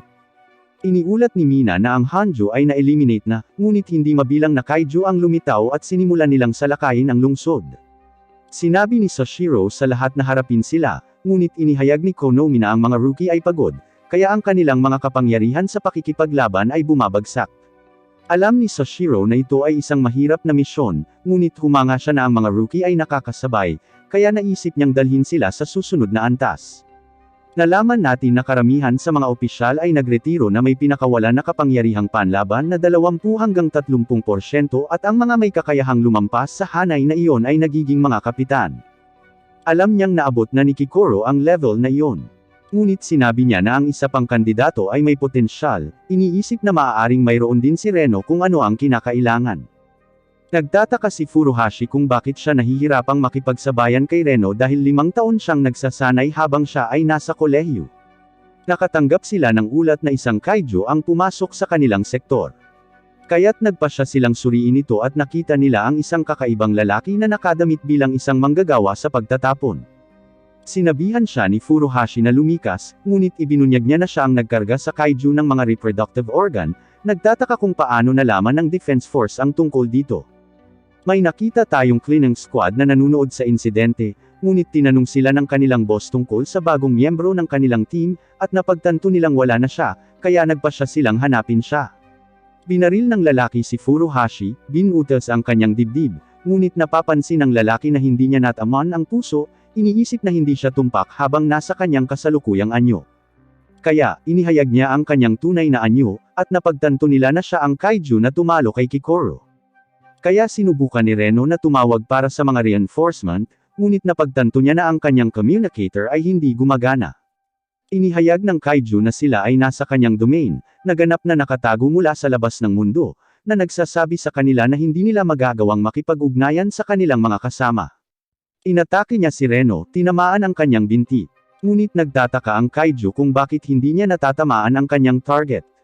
Napagtatanto na nahuhulaan ni Reno ang kanyang mga galaw, nalaman natin na binalaan ni Kikoro si Reno tungkol sa kaiju, na sinasabi sa kanya na bantayan ang mga daliri nito dahil gumagalaw ito sa tuwing naghahanda siyang umatake. Ang kaiju ay nagpaputok ng isa pang projectile, ngunit iniiwasan ito ni Reno at binaril niya ang kaiju, na sinabihan si Furuhashi na umatras at tumawag para sa backup. Tumanggi siyang sumunod, ngunit pinakiusapan siya ni Reno na gawin ito. Kaya tumakas siya habang isiniwalat ni Reno na natatakot siyang malaman na hindi siya magkakaroon ng pagkakataon, ngunit gusto niyang maging katulad ni Kafka, na handang isakripisyo ang kanyang buhay para iligtas ang iba. At pumasok siya, nagpaplanong umabala ng oras para makatakas si Furuhashi. Nakita natin si Furuhashi na tumatakbo palayo, ngunit sinimulan niyang kapuotan ang kanyang sarili, napagtanto na siya ay natigil sa 20% na kapangyarihang panlaban sa loob ng 2 linggo. Nalaman natin na iniligtas siya ni Mina noong bata pa siya. At gusto niyang maging kasing lakas niya, ngunit hindi niya kayang talunin si Reno, na nagawang lampasan siya na parang wala lang. Nagpatuloy si Reno sa pag-charge ngunit lumitaw ang kaiju sa kanyang harapan, naghahanda na tapusin siya, ngunit iniligtas siya ni Furuhashi sa tamang oras. Nalaman natin na nakakaramdam ng kaawa-awa si Furuhashi dahil palagi siyang kailangang iligtas ng iba, at sinabi niya kay Reno na hindi niya kailangang iligtas. Tinanong siya ni Reno kung bakit hindi siya tumakas at ibinunyag ng kaiju na hindi sila makakaalis sa kanyang domain nang walang pahintulot niya. Kaya't nagpasya si Furuhashi na makipaglaban kasama si Reno, na sinasabing susubukan niyang lumikha ng pambungad para sa kanya. Sumalakay si Reno habang pinapatigil ni Furuhashi ang kaiju gamit ang isang conductor round at pinakawalan ni Reno ang kanyang maximum combat power habang pinaputukan niya ang kaiju. Ngunit ang kaiju ay gumagamit ng isang pader ng mga bangkay upang ipagtanggol ang kanyang sarili at siya ay naglunsad ng isang ganting atake na tumama kay Reno ng paulit-ulit. Nakita natin si Sashiro nang makatanggap siya ng ulat na nagbabanggit na nawalan sila ng kontak kina Reno at Furuhashi. Kaya't napagtanto ni Kafka na nagkakaproblema sila at nakita niyang may gumagalaw sa bangkay ng isang kaiju habang nilapitan siya ni Kikoro na sinasabi sa kanya na ang misteryosong kaiju ay nasa lugar. Bumagsak si Reno habang sinusubukan ni Furuhashi na iligtas siya, ngunit napabagsak siya ng kaiju. Sinimulan niyang pahirapan si Reno habang inabot ni Furuhashi ang kanyang rifle. Iniisip na si Reno ay may potensyal na maging isang kapitan. At ayaw niyang mamatay si Reno. Kaya't handa siyang ipagsapalaran ang kanyang buhay upang mailigtas siya. Ngunit napagtanto ni Furuhashi na ang kanyang rifle ay nasira. At papatayin na sana siya ng kaiju, ngunit biglang dumating si Kafka at sinuntok niya ang kaiju, na natanggal ang ulo niya. Iniisip ni Reno na mahina siya dahil napilitan si Kafka na mag-transform para iligtas siya, na inihayag na gusto niyang lumakas para pigilan itong mangyari. Bumangon muli ang kaiju at sinabihan ni Kafka si Reno na magpahinga habang naghahanda siyang labanan ang kaiju. Tinanong niya si Kafka kung bakit niya pinoprotektahan si Reno, sinabing mas malakas si Kafka kaysa sa ibang kaiju, kaya gusto niyang gamitin ang kanyang katawan. Ang kaiju ay biglang naglulunsad ng isang projectile at si Kafka ay umubo ng dugo, ngunit ang kaiju ay napagtanto na siya ay matigas, kaya siya ay naghanda upang salakayin si Kafka gamit ang lahat ng mayroon siya. Sinabihan ni Reno si Kafka na tumakas habang ang kaiju ay naglulunsad ng hindi mabilang na mga projectiles. Ngunit si Kafka ay nagpakawala ng isang malakas na dagandong habang pinoprotektahan niya ang kanyang sarili gamit ang isang barrier. Sinimulan niyang bugbugin ang kaiju na sinusubukang gamitin ang pader ng mga bangkay upang ipagtanggol ang sarili. Ngunit napunit ito ni Kafka at ipinagpatuloy niya ang kanyang pag-atake, sinira ang mga depensa ng kaiju. Alam ng kaiju na hindi siya magkakaroon ng pagkakataon, kaya nagpasya siyang umatras. Ngunit buong lakas siyang tinamaan ni Kafka, pinatalsik siya sa malayo. Nakita natin na ang core ng kaiju ay nalantad at malapit na siyang tapusin ni Kafka, ngunit nakita siya ng dalawang opisyal at iniulat nila na nakita nila si Kaiju number 8. Nakikita natin si Kikoro na nakikipaglaban sa isang kaiju, ngunit nagpupumiglas siya laban dito dahil pagod na siya. Nagawa niyang hatiin ito sa kalahati, ngunit iniisip niya si Kafka, iniisip kung nasaan siya. Nalaman natin na kasama niya si Kafka bago siya umalis para iligtas si Reno. At sinabi niya sa kanya na nararamdaman niya ang humanoid na kaiju. Kaya, nag-transform siya sa kanyang kaiju form, na sinasabi sa kanya na hawakan ang lahat habang wala siya. Ngunit naririnig niya ang ulat mula sa mga opisyal na nakakita sa kanya. Kaya, siya ay nag-aalala, na pagtanto na si Kafka ay nasa problema habang si Soshiro ay nagbibigay ng utos na neutralisahin siya. Nakabawi ang kaiju at nakatakas siya, na pagtanto na ang kanyang domain ay nawasak. Pero alam na niya ngayon kung paano lumaban si Kafka. Kaya iniisip niya na matatalo niya ito sa hinaharap. Sinubukan niyang patayin ang mga opisyal, ngunit pinangangalagaan sila ni Kafka at sinabi sa kanya ng kaiju na magkikita silang muli habang siya ay nawala. Tumalon si Kafka palayo dahil alam niyang kailangan niyang tumakas mula sa puwersa ng depensa. Kaya nagtago siya sa isang eskinita, ngunit nahanap siya ni Soshiro doon at iniulat niya na nakipag-ugnayan siya kay Kaiju number 8. Sinubukan niyang salakayin si Kafka, ngunit nagawa niyang makaiwas. Napagtatanto na halos hindi na niya kayang makipagsabayan sa mga galaw ni Soshiro, napagtanto ni Soshiro na siya ay isang karapat-dapat na kalaban, kaya inalis niya ang kanyang limiter at ang kanyang pinakawala na kapangyarihang panlaban ay umabot sa 72% habang naghahanda siyang lumaban ng buong lakas. Nag-aalala si Kafka na masaktan siya, ngunit bigla siyang nalaslas. Nagpupumilit siyang makasabay sa kanyang bilis at napagtanto niyang nasa ibang antas si Soshiro. Ang kanyang braso ay naputol at ang kanyang core ay nahayag, ngunit pinamamahalaan niyang muling buuin ang kanyang sarili. Sinabi niya na ang pagbabagong buhay ay gumagamit ng maraming lakas ng kanyang stamina, kaya alam niyang hindi siya dapat makatanggap ng napakaraming hit na ganoon. Sinusubukan niyang lumaban at kinilala siya ni Soshiro bilang isang Daikaiju. Nakaramdam siya ng kakaibang pakiramdam ngunit nagpasya siyang huwag mag-alala tungkol dito habang chinach-charge niya ang isang pag-atake, nagpakawala ng dobleng slash na pumutol sa binti ni Kafka, ngunit sinundan niya ito at napagtanto ni Kafka na pinupuntirya niya ang kanyang core, ngunit hinulaan niyang gagawin niya ito, kaya nahuli niya ang espada. Natigil si Soshiro at ginamit ni Kafka ang pagkakataong umatake, pinatalsik siya pabalik at nagawa niyang makatakas. Nakikita natin si Kikoro habang iniisip niya si Kafka, iniisip kung okay lang bang magtiwala sa kanya, ngunit bigla siyang bumalik. Sinubukan niyang pag-alitan siya, ngunit nahuli siya habang nahuhulog, at humingi siya ng paumanhin sa pagpapatakas ng humanoid kaiju. Sinubukan niyang tumungo upang tulungan si Reno, ngunit sinabi ni Kikoro na wala siya sa kondisyon para tumulong, na sinasabi sa kanya na mag-alala tungkol sa kanyang sarili dahil maaaring malaman ni Soshiro na siya ay isang kaiju.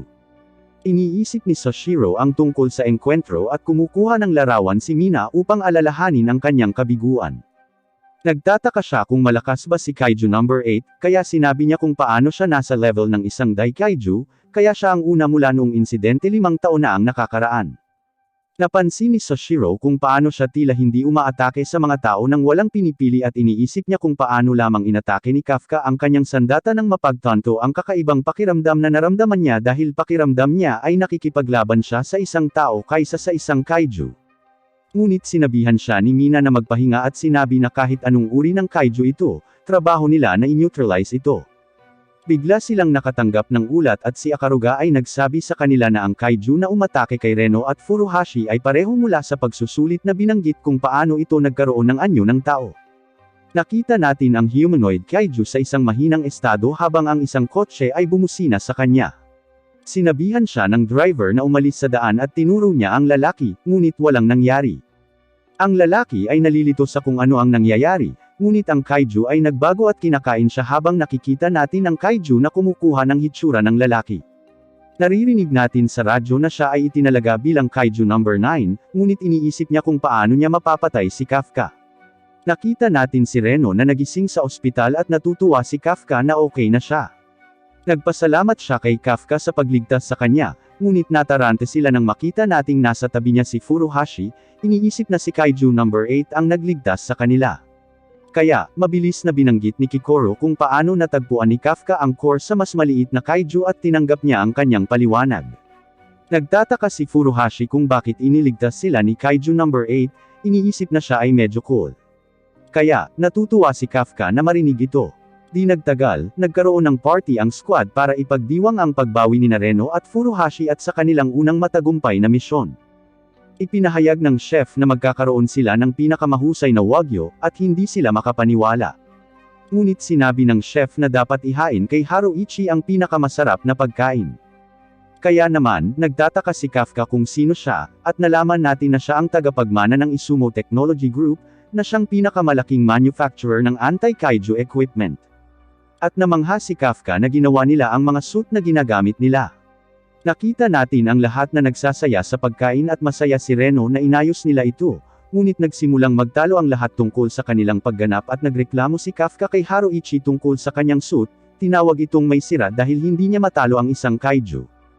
Nag-aalala si Reno tungkol sa kaguluhan, ngunit napagtanto na pinag-uusapan nilang lahat ang tungkol sa misyon at nag-iisip ng mga paraan upang lumakas. Natutuwa ang chef na nilapitan sila ni Haruichi, nagtanong tungkol sa kanyang ama, ngunit napapansin ni Haruichi kung paano sila hindi nag-usap mula noong isang insidente. Biglang sumulpat si Kaguragi na naghahanap ng banyo at nagtataka si Haruichi kung gaano karami ang kanyang narinig. Pinakalma ni Sashiro ang lahat upang gumawa ng anunsyo at ipinahayag na salamat sa kontribusyon ni Kafka, siya ay na-promote mula sa isang cadet tungo sa isang ganap na opisyal. Tuwang-tuwa siyang marinig ito at lahat ay nagdiwang para sa kanya. Kinabukasan, nakipagpulong si Kafka kay Mina at opisyal niyang ibinibigay sa kanya ang promosyon. Sumusumpa siyang ibibigay ang lahat, ngunit habang umaalis siya, sinabihan siya nito na huwag masyadong excited dahil malayo pa siya para makatabi siya. Pero masaya siya na naaalala nito ang pangako. Sinabi niya na si Sashiro ang nagrekomenda sa kanya para sa promosyon, kaya sinabihan niya itong huwag siyang pababayaan. Nakikita natin si Kafka na nag-aaral ng hating gabi, ngunit siya ay napapagod at nagpasya na siya ay magpahinga na. Habang pabalik siya sa kanyang silid, nakita niyang nakabukas ang training room. Kaya, nagtataka siya kung sino ang nag-iwan ng ilaw na bukas, ngunit nakita niya ang pagsasanay ni Sashiro at napagtanto niyang nililiko niya sa isip ang kanilang laban. Napansin siya ni Sashiro at tinanong ni Kafka kung ano ang kanyang ginagawa, kaya ipinahayag niya na ginagawa niya kung paano talunin si Kaiju number 8. At si Kafka ay natatakot na nakikinig sa kanya. Iginagalang siya ni Kafka sa pagnanais na protektahan ang lahat at nangako rin siyang gagawin ang kanyang makakaya, ngunit ipinaalala sa kanya ni Sashiro na wala siyang silbi sa 1% na kapangyarihan, ngunit binibigyan siya ng 1% ng kanyang inaasahan. Sinabi niya sa kanya na magpahinga, ngunit nakikita natin na sa kalangitan sa itaas ay may isa pang misteryosong kaiju. Nakita natin si Kafka na nag-iisip tungkol kay Sashiro at determinado siyang hindi siya bibigwin. Babalik na sana siya sa kanyang silid, ngunit bigla niyang nakita ang mga bolang apoy na umuulan mula sa langit at bumagsak ang mga ito sa mga gusali na nagdulot ng malawakang pagkasira. Nararamdaman ni Sashiro ang pagyanig ng lupa. Kaya, tinanong niya ang operating room kung ano ang nangyayari. At sinabi sa kanya ni Konomi na maraming Fortitude 6 Kaiju ang umaatake sa base, na nagsasabing lahat sila ay kabilang sa klase ng Hanjo. Kaya, naghahanda siya para sa labanan, at ipinaalala niya sa lahat na wala si Mina. Kaya, siya ang papalit, sinasabi sa kanila na alisin ang kaiju. Ngunit sinabi niya na walang mga ulat ng pinsala mula sa labas ng base, at nakita niya itong kakaiba na napagtanto na hindi sila kumikilos tulad ng normal na kaiju. Samantala, sinabi ni Kafka na inaatake sila ng uri ng wyvern na kaiju, ngunit hindi siya makapaniwala na nagtutulungan sila. At napagtanto niyang may mali. Kaya, nagpasya siyang tawagan si Sashiro, na sinasabi sa kanya na ang uri ng wyvern na kaiju ay palaging nag-iisa. At naniniwala si Sashiro na isang pinuno ang kumokontrol sa kanila. Isang humanoid na kaiju ang lumapit kay Sashiro, tinanong siya kung siya ang pinakamalakas na tao sa base, at kinumpirma niya ito. Kaya, naghahanda ang kaiju na labanan siya, na tinatawag siyang kanyang biktima. Binalaan ni Konomi si Sashiro na ang kaiju ay nasa Fortitude 8.3, kaya napakalakas niya, ngunit sinabi ni Sashiro sa lahat na haharapin niya siya. Bigla siyang inatake ng kaiju at sinubukan niyang durugon si Sashiro, binasag ang lupa at sinisira ang lahat sa paligid niya. Ngunit nakita natin na nagawang makaiwas ni Sashiro at nakita siyang kawili-wili ng kaiju. Kaya naghahanda siyang makipaglaban ng seryoso. Nagpakawala siya ng malakas na ingay at tumugon sa kanya ang ibang kaiju. Kaya napagtanto ni Sashiro na siya ang kumokontrol sa kanila. Sinubukan ng kaiju na patayin siya at nagawa niyang makaiwas, ngunit napansin niya na ang kaiju ay hindi kapani-pani walang malakas, iniisip na siya ay mamamatay kapag siya ay nataman. Patuloy siyang umiiwas sa mga pag-atake at gumanti siya, ngunit wala itong epekto habang napagtanto niyang masyadong matigas ang balat ng kaiju. Nakikita natin ang iba pang mga opisyal na pinaputukan ng uri ng wyvern na kaiju, ngunit nahihirapan silang talunin ito dahil ang kanilang mga bala ay hindi makatusok sa baluti nito. Kaya, pinayuhan sila ni Kafka na salakayin ang kaiju mula sa likuran, na sinasabing ito ang kanilang kahinaan. Nakatagpo sina Kaguragi at Haruichi ng isang kaiju, at ginulo ito ni Kaguragi habang naghahanda si Haruichi na barilin ang likod nito, ngunit may isa pang biglang lumitaw. Kaya, napaatras si Haruichi habang napagtanto niyang nagtutulungan ang kaiju. Kaya, nagtataka ang mga opisyal kung paano nila matatalo ang kaiju dahil pinuprotektahan nila ang likod ng isa't isa. Ngunit biglang lumitaw si Kikoro at inatake niya ang isang kaiju ng diretso, pinatay ito sa isang hit habang ipinapakita niya na ang kanyang bagong sandata ay maaaring makabasag sa baluti nito. Nalaman natin na ibinigay ito ng ikatlong dibisyon sa kanya dahil siya ang pangatlong pinakamalakas na opisyal sa dibisyon at ang kaiju ay nagiging mas malaking banta. Kaya't nagpasya silang tretuhin siya bilang bahagi ng pangunahing puwersa. Ngunit binanggit ni Kikoro na hindi niya gusto ang kanyang sandata dahil sa tingin niya ay hindi ito bagay sa kanya. Sinubukan siyang pasabugan ng isang kaiju, ngunit tumalon siya habang inaalala kung paano sinabi sa kanya ni Sashiro na maaaring i-activate ang kanyang sandata upang makabuo ng mga shockwave. Kaya nagpasya siyang subukan ito, na lumilikha ng isang shockwave na nagtutulak dito. Habang hinahampas niya ang kaiju ng mas malakas, pinapatay ito sa isang iglap. Tumitaw ang isa pang kaiju kaya sumingit siya at umindayog siya habang pinapagana niyang muli ang kanyang sandata, na binutasan ang katawan nito. Nakita niya ang isa pang umaatake mula sa itaas, ngunit binaril ito ni Reno gamit ang kanyang nagyayalong mga round, na naging dahilan upang bumagsak ito sa lupa, at naihatid niya ang pangwakas na atake. Sinabi niya kay Reno na makipagtulungan sa kanya, at sumang-ayon siya dito, ngunit hindi gustong maiwan ni Kaguragi at Haruichi, kaya nagpasya silang gawin ang kanilang bahagi. Bumalik tayo kay Sashiro habang patuloy siyang hinahabol ng kaiju. Sinabi niya na ang kaiju ay nag-e-enjoy sa laban at inutusan niya si Konomi na buksan ang gate, na nagpapahintulot sa kanila na makapasok sa lugar ng pagsasanay. Nagawa ng kaiju na matamaan si Sashiro, ngunit napagtanto niya na naputol ang kanyang braso habang ihayag ni Sashiro na tinanggal niya ang kanyang limiter, na sinasabing hindi niya kailangang mag-alala tungkol sa iba habang nasa training ground siya. Nakita natin ang isang opisyal na nagngangalang Akari na papatayin na ng kaiju, ngunit si Kafka ay sumugod sa kanya at binago niya ang kanyang mga binti na nagpapahintulot sa kanya na maabot siya sa tamang oras. Sa palagay niya ay ginamit niya ang kanyang suit para iligtas siya at sinabi niyang bumuti na siya, ngunit naghahanda ang kaiju na pasabugan sila. Biglang dumating si Kikoro at sinabihan niya si Kafka na umatras kasama ang mga sugatang opisyal habang sila ni Reno ay makikipaglaban sa mga kaiju at pinagmamasdan sila ni Kafka habang lumalaban sila. Sa pag-aakalang kamangha-mangha ang kanilang pagtutulungan, dumating ang mga off-duty na opisyal upang tumulong at lahat ay nagtutulungan habang napapansin ni Kafka na pinapa-address nila ang kaiju. Ipinagpatuloy ni Sashiro ang kanyang pakikipaglaban sa pinuno at nagawa niyang hiwain ang mga puwang sa kanyang baluti. Kaya, pinuprotektahan ng kaiju ang kanyang sarili na iniisip na si Sashiro ay nagiging predictable, ngunit bigla niyang pinutol ang kanyang baluti, hiniwa siya ng pira-piraso ng mapagtanto niya na ang layunin ni Sashiro ay ang mga puwang bilang isang diversion. Ngunit ang kanyang katawan ay mabilis na muling nabuhay, napagtanto na si Sashiro ay isang karapat-dapat na kalaban at sinusubukan niyang lumaban pabalik. Ngunit madaling madaig siya ni Sashiro at napagtanto niyang nalantad ang kanyang core. Ibinigay ni Sashiro ang pangwakas na atake at iniisip ng lahat na tapos na ang laban, ngunit napagtanto nila na may mali habang ang kaiju ay biglang nag-transform sa isang napakalaking nilalang. Nalaman natin na inilipat ng kaiju ang posisyon ng core nito. Kaya't hindi ito nagawang sirain ni Sashiro at tinakpan nito ng usok ang lugar habang isiniwalat ni Konomi na umabot na ito sa Fortitude 9. Kaya't nag-aalala siya na iniisip na hindi niya ito matatalo at napagtanto ni Kafka na nasa panganib si Sashiro. Kaya nagpasya siyang tulungan siya. Sinubukan ni Sashiro na lumaban ngunit napagtanto niya na ang kanyang mga pag-atake ay hindi gumagana dahil ang kanyang mga blades ay hindi epektibo laban sa higanteng kaiju. Kaya't naisipan niyang i-target ang core sa likod nito, ngunit bigla siyang dumudugo nang ipaalam sa kanya ng kanyang suit na malapit na niyang maabot ang kanyang limitasyon at nagmumungkahi itong kanselahin ang kanyang maximum release, ngunit ipinaglalaban niya ang pag-iisip na maaari niyang talunin ang kaiju sa loob ng 1 minuto at sinubukan niyang umatake mula sa likuran, ngunit bigla siyang inatake nito, na tinatangay siya palayo. Binanggit ng kanyang suit na naabot na niya ang kanyang limitasyon. Kaya kinansela niya ang kanyang maximum release at naisip ni Konomi na siya ay patay na, ngunit ipinahayag niya na siya ay okay, na sinasabing protektado siya ng kanyang kalasag, ngunit nagtataka siya kung paano niya matatalo ang kaiju.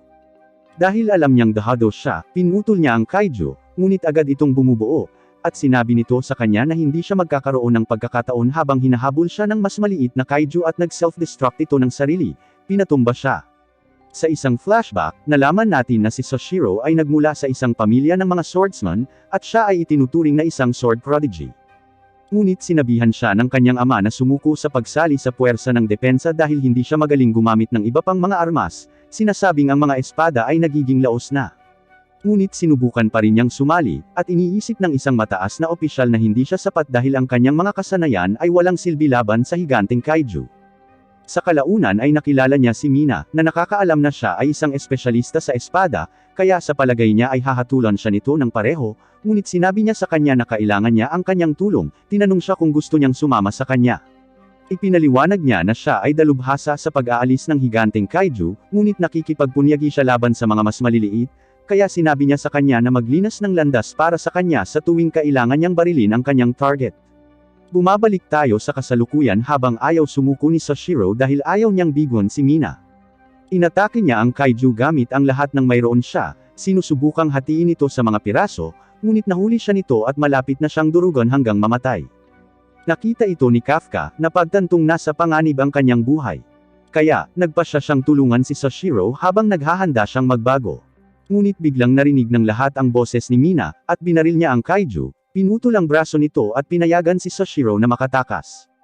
Naghahanda itong atakihin siya, ngunit muli siyang nagpaputok, tinamaan ang kabilang braso nito habang inutusan ng mas maliit na kaiju na habulin siya, ngunit nagawa niyang iwasan ang mga ito. Mabilis na muling nag-regenerate ang kaiju, at sinabi ni Konomi kay Mina na i-target ang core nito, ngunit alam ni Sashiro na hindi ito magiging madali, kaya sinubukan niyang tulungan siya, at inatake niya ang mga binti nito, sinusubukang i-immobilize ito, ngunit hindi ito gumana habang napapansin niya na masyadong mababa ang output ng kanyang kapangyarihan. Biglang sumama si Kikoro sa laban at inaatake niya ang lahat ng mayroon siya, ngunit napaatras siya ng mapagtanto niyang hindi siya sapat na malakas para sirain ang kaiju. Kaya't pinutol ni Sashiro ang baluti nito at naghatid siya ng isang mapangwasak na atake na naging sanhi ng pagkawala nito sa kinatatayuan. Napagtanto ni Kikoro na naabot na niya ang kanyang limitasyon, ngunit nakagawa siya ng pambungad para kay Mina, na bumuga ng butas sa likod ng kaiju, na inilantad ang core nito. Ngunit sinabi sa kanya ni Konomi na may natitira siyang bala at sinubukan siyang pigilan ng mas maliit na kaiju, ngunit dumating ang iba pang mga opisyal, pinaputukan sila. Malapit nang gumaling ang kaiju, kaya patuloy itong inaatake ni Sashiro, alam niyang kailangan niyang pigilan nito sa muling pagbuo. Alam niyang hindi siya sapat para talunin ito, kaya ang tanging magagawa niya ay gumawa ng opening para kay Mina. Ngunit napagtanto niyang malapit na siyang kainin. Natutuwa si Mina na pinili niya siya bilang kanyang vice captain at inalis niya ang kanyang limiter habang umabot sa 76% ang kanyang combat power at pinaputok niya ang kanyang huling bala na pumutok sa kaiju. Kaya't nagdiwang ang lahat at pinapanood ni Kafka si Sashiro mula sa malayo na iniisip na siya ay kahanga-hanga. Sinabihan siya ni Mina na magpahinga dahil alam niyang naabot na niya ang kanyang limitasyon ngunit alam ng ibang mga opisyal na pagod na rin siya. Kaya sinabi nila sa kanya na iwan sa kanila ang mas maliit na kaiju. Ngunit sa sandaling iyon, napagtanto ng lahat na ang kaiju ay nagtitipon sa itaas nila, at ipinahayag ni Konomi na sila ay nakabuo ng isang napakalaking bomba, na nagbabanta na sirain ang buong base. Iniisip ng lahat na mapapahamak sila, ngunit biglang sumingit si Kafka. Kaya, sinubukan ni Sashiro na pigilan siya, sa pag-aakalang wala siyang magagawa laban dito, ngunit nagtataka siya kung paano nakakagalaw si Kafka ng napakabilis, at nag-transform siya sa Kaiju number 8, na ikinagulat ng lahat. Habang ipinahayag ni Konami na siya ay nasa Fortitude 9.8. Napagtanto niyang binigo niya ang kanyang mga kaibigan dahil tinutulungan siya ng mga ito na itago ang kanyang sikreto, ngunit alam niyang kailangan niyang gawin ang isang bagay o mamamatay ang lahat. Kaya, ginagamit niya ang kanyang mga booster at umaakyat siya sa kalangitan habang sinuntok niya ang bomba ng buong lakas, na tinatangay ito. Ngunit siya ay napagod at bumagsak siya sa lupa habang ang bomba ay sumasabog, na nagdulot ng napakalaking pagkawasak. Ngunit ginagamit niya ang kanyang katawan upang protektahan ang iba pang mga opisyal. Lahat ay nakaligtas, ngunit sa tingin ni Kafka ay tapos na ang lahat para sa kanya dahil nalantad na ang kanyang sikreto at halos hindi na niya maigalaw ang kanyang katawan. Itinutok ng mga opisyal ang kanilang mga baril sa kanya habang tinawag siya ni Mina na Kaiju No. 8, na sinasabi sa kanya na siya ay inaaresto. Nakikita natin ang mga nakatataas na nanunood sa insidente, at hindi sila makapaniwala na mayroong kaiju sa puwersa ng depensa. Pinag-usapan nila kung ano ang gagawin sa kanya, at ang Direktor General, si Isao Shinomiya, ay nagpasya na dalhin siya, sinabing uutusan niya ang 3 dibisyon na ibigay siya. Nakita natin si Kafka sa isang pasilidad ng detention kung saan iniisip niya kung ano ang mangyayari sa kanya at naalala niya kung paano sinabi sa kanya ni Kikoro na maaaring gamitin ang kanyang katawan upang lumikha ng isang espesyal na armas. Sinamahan siya ni Mina at Sashiro, na sinasabi sa kanya na ihahatid nila siya sa punong tanggapan. Kaya, binitawan nila siya at inihatid sa labas. Sa tingin niya ay kinasusuklaman siya ng mga ito dahil inilihim niya sa kanila ang kanyang kapangyarihan. At nilagpasan nila ang iba pang mga opisyal nang mapansin ni Kafka si Reno na iniisip na galit siya dahil sinubukan niyang protektahan ang kanyang sikreto. Papasok na si Kafka sa sasakyan, iniisip na tapos na ang lahat para sa kanya, ngunit bigla siyang tinawag ni Reno, sinabing hihintayin niya itong bumalik. Ang sasakyan ay naghahanda upang tumungo habang ipinahayag ni Mina na walang mga kamera doon. At inihayag niya na nagpapasalamat siya sa kanyang mga aksyon dahil iniligtas niya ang lahat ng walang pag-aalinlangan. Kaya, ipinaliwanag niya na tutulungan niya itong patunayan na tao siya at iulat ang lahat ng kabutihang nagawa niya bilang isang opisyal, iniisip na pakakawalan siya ng puwersa ng depensa kung hindi nila siya nakikitang banta. Inihayag niya na hindi siya itinuturing ng 3 dibisyon bilang kanilang kaaway, ngunit sinabi niya na oras na para umalis. Kaya, sinabi niya sa kanya na ililipat na siya sa ibang base, ngunit tinanong niya ito kung maaari pa rin niyang subukang tumayo sa tabi niya, at sinabi niya sa kanya na maghihintay siya para sa kanya. Kaya, nagsimula siyang umiyak habang papunta ang convoy. Pagkaraan ng mga araw, iniisip siya ng mga kaibigan ni Kafka, at hindi pa rin makapaniwala si Furuhashi na siya si Kaiju No. 8 dahil lagi siyang masayahin. Sinabi sa kanila ni Akari na iniligtas niya ang kanyang buhay, iniisip na siya ay isang mahusay na tao, ngunit ipinaliwanag ni Kaguragi na hindi sila makapagpapasya kung ano ang mangyayari sa kanya, na sinasabi na ito ay nasa Naturalization Bureau. Iniisip ni Haruichi na magpapanak ang mundo kapag nalaman nila ang tungkol kay Kafka dahil maaari silang maghinala sa kanilang mga kapitbahay kapag natuklasan nila na ang mga tao ay maaaring mag-transform bilang kaiju. Bumisita si Konomi kay Mina na nagtanong sa kanya kung maaari niyang ayusin ang mga dokumento at napagtanto niyang ito ay mga talaan ni Kafka kaya pumayag siyang gawin ito. Tinanong siya ng subordinate ni Sashiro tungkol kay Kafka at ipinaliwanag niya na gusto niyang bumalik siya, dahil gusto niya itong labanan muli, alam niyang nagpigil siya sa huling laban nila. Bumisita si Kikoro sa opisina ni Isao at nalaman natin na siya ang kanyang ama ngunit hiniling niya sa kanya na iligtas si Kafka dahil iniligtas niya ang kanyang buhay. Ngunit tinawag siya ni Isao na tanga at ipinakita niya sa kanya ang isang x-ray na ulat na nagpapakita na si Kafka ay may core sa kanyang katawan. Kaya naisip ni Isao na hindi siya tao, na nagsasabing hindi siya naiiba sa kaiju na pumatay sa kanyang ina, ngunit ipinaliwanag niya na naniniwala pa rin siya sa kanya. Nakita natin si Kafka sa isang maximum na seguridad na bilangguan kung saan sinusubaybayan ng mga siyentipiko ang kanyang kalagayan, ngunit iniisip niya ang tungkol sa kanyang mga kaibigan, iniisip na may utang siyang paliwanag sa kanila, kaya gusto niyang makita silang muli.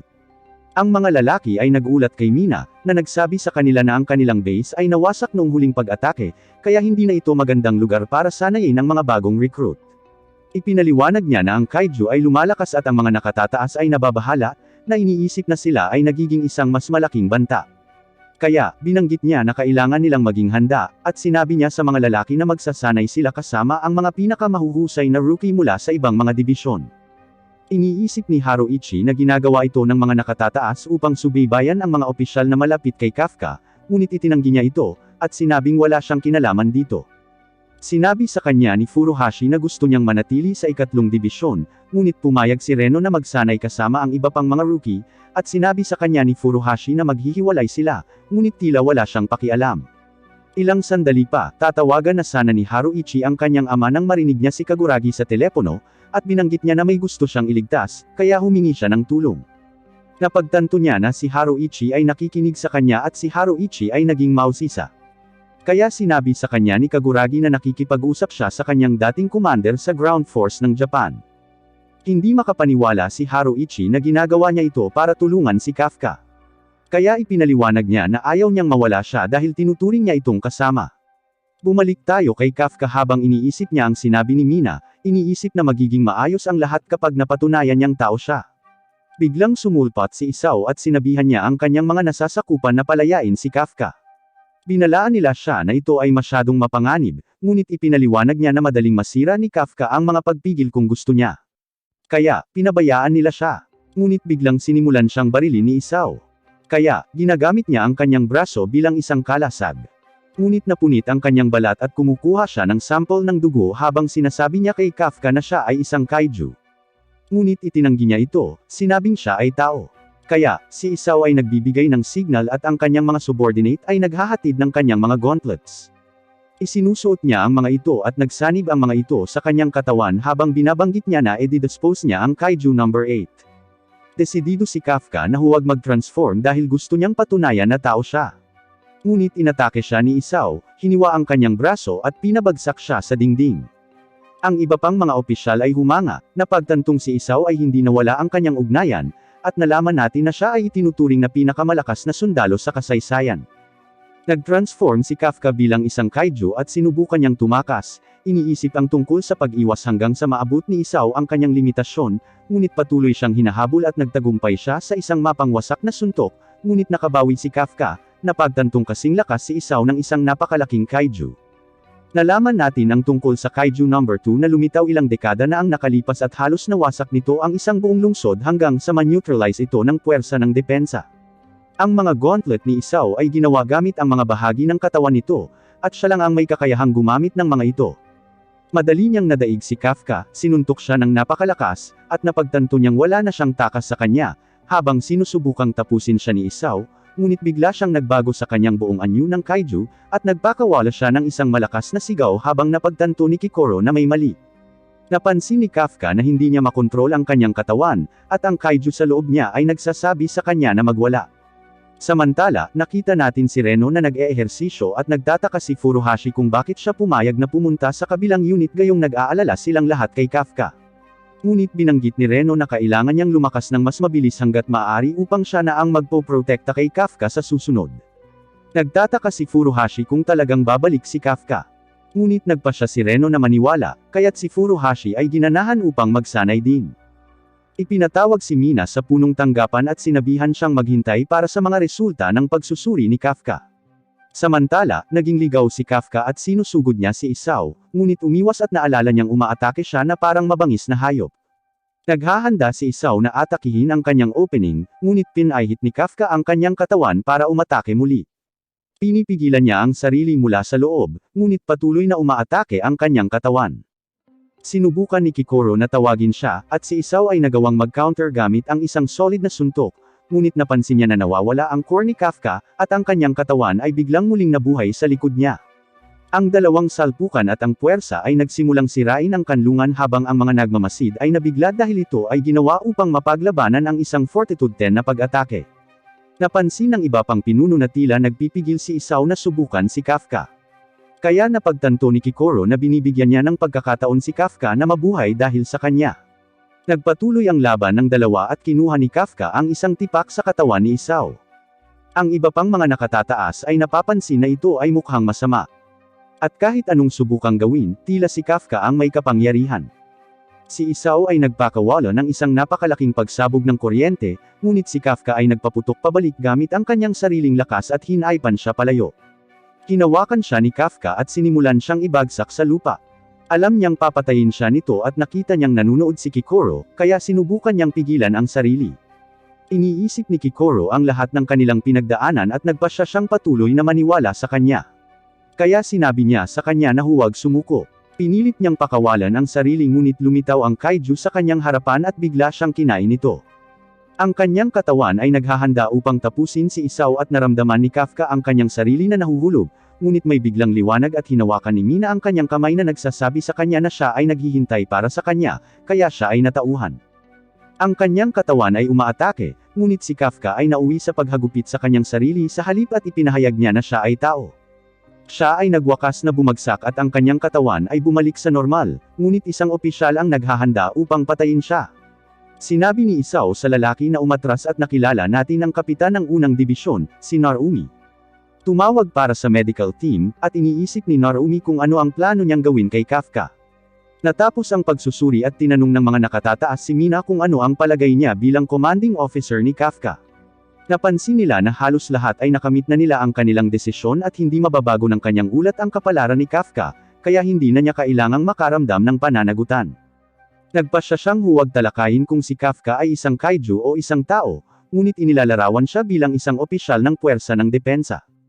Binanggit niya ang kanyang mga kontribusyon at kung paano niya nailigtas ang marami sa kanyang mga kasama, lalo na nang ihinto niya ang bomba ng kaiju. Iniisip ng mga nakatataas na posible lamang ito dahil mayroon siyang mga kapangyarihan. Ngunit binanggit ni Mina kung paano siya patuloy na bumagsak sa pagsusulit sa puwersa ng pagtatanggol at may 0% na kapangyarihan sa kanyang suit. Ngunit hindi siya tumigil sa pagsisikap na iligtas ang mga tao at mas nagmamalasakit siya sa iba kaysa sinuman. Naaalala niya ang aksidente kasama ang kanyang mga magulang noong bata pa siya, ngunit laging nasa tabi niya si Kafka. Sa palagay niya ay may higit na sangkatauhan siya kaysa sinuman at mapagkakatiwalaan ang kanyang puso na maging isang opisyal. Iniisip ng mga nakatataas na ang kanyang sagot ay masyadong malabo, ngunit pinasalamatan siya ni Isao para sa kanyang ulat. Naghahanda silang itapon si Kafka, ngunit ang desisyon ay naiwan kay Isao. Nagising si Kafka, at nagulat siya na buhay pa siya. Taking gulat niya nang makitang nasa tabi niya si Isao, at natutuwa siyang okay siya, kaya magagawa pa niyang harapin si Kikoro. Iniisip niya kung tanggap na ba siya bilang tao dahil nabubuhay pa siya. Ngunit tinawag siyang kaiju ni Isao. Gayunpaman, hinahayaan nila siyang mabuhay pansamantala. At nakita natin na nagpasya si Isao na huwag siyang itapon. Iniisip ng ibang mga miyembro na delikado na panatilihin siyang buhay, ngunit sa tingin ni Isao ay makokontrol siya, at hindi siya sigurado kung gagawin nila siyang sandata, magiging kasing lakas ito, at kailangan nila ang kanilang mga puwersa upang maging pinakamahusay sa lahat ng mga kamakailang pag-atake. Tutol pa rin ang iba pang miyembro, ngunit ipinaalala ni Isao sa kanila ang sakuna 10 taon na ang nakakaraan ng pumatay ng mahigit 200 opisyal ang Kaiju No. 6. Kaya, kung may mangyari ulit na ganoon, kakailanganin nila ang kapangyarihan ni Kafka. Ang mga nakatataas ay nananatiling tutol sa desisyon. Kaya, tulad ng sinabi ni Isao kay Kafka, kailangan niyang patunayan ang kanyang halaga kung gusto niyang mabuhay. Alam niyang ginagamit lang siya ng mga ito bilang sandata, ngunit nanunumpa siyang kukunin niyang kilalanin siyang lahat bilang defense officer, at nakatulog siya habang iniisip si Mina. Naalala ni Kafka ang isang insidente mula sa kanyang pagkabata kung saan sinalakay ng isang 6.7 fortitude kaiju ang kanilang lungsod, na napilitang lumikas siya at si Mina. Ang lahat ay natakot at ang mga lokal ay napagod sa patuloy na pag-atake habang ang isang gusali ay nataman at ang mga tipak ng konkreto ay umulan pabagsak. Tumatakbo si Mina ngunit napahigos sa lupa. Mabilis na naglagay ng malaking pekeng ngiti si Kafka, sinusubukang tiyakin sa kanya na magiging maayos ang lahat. Biglang dumating sa lungsod ang ilang armadong truck ng puwersang panlaban.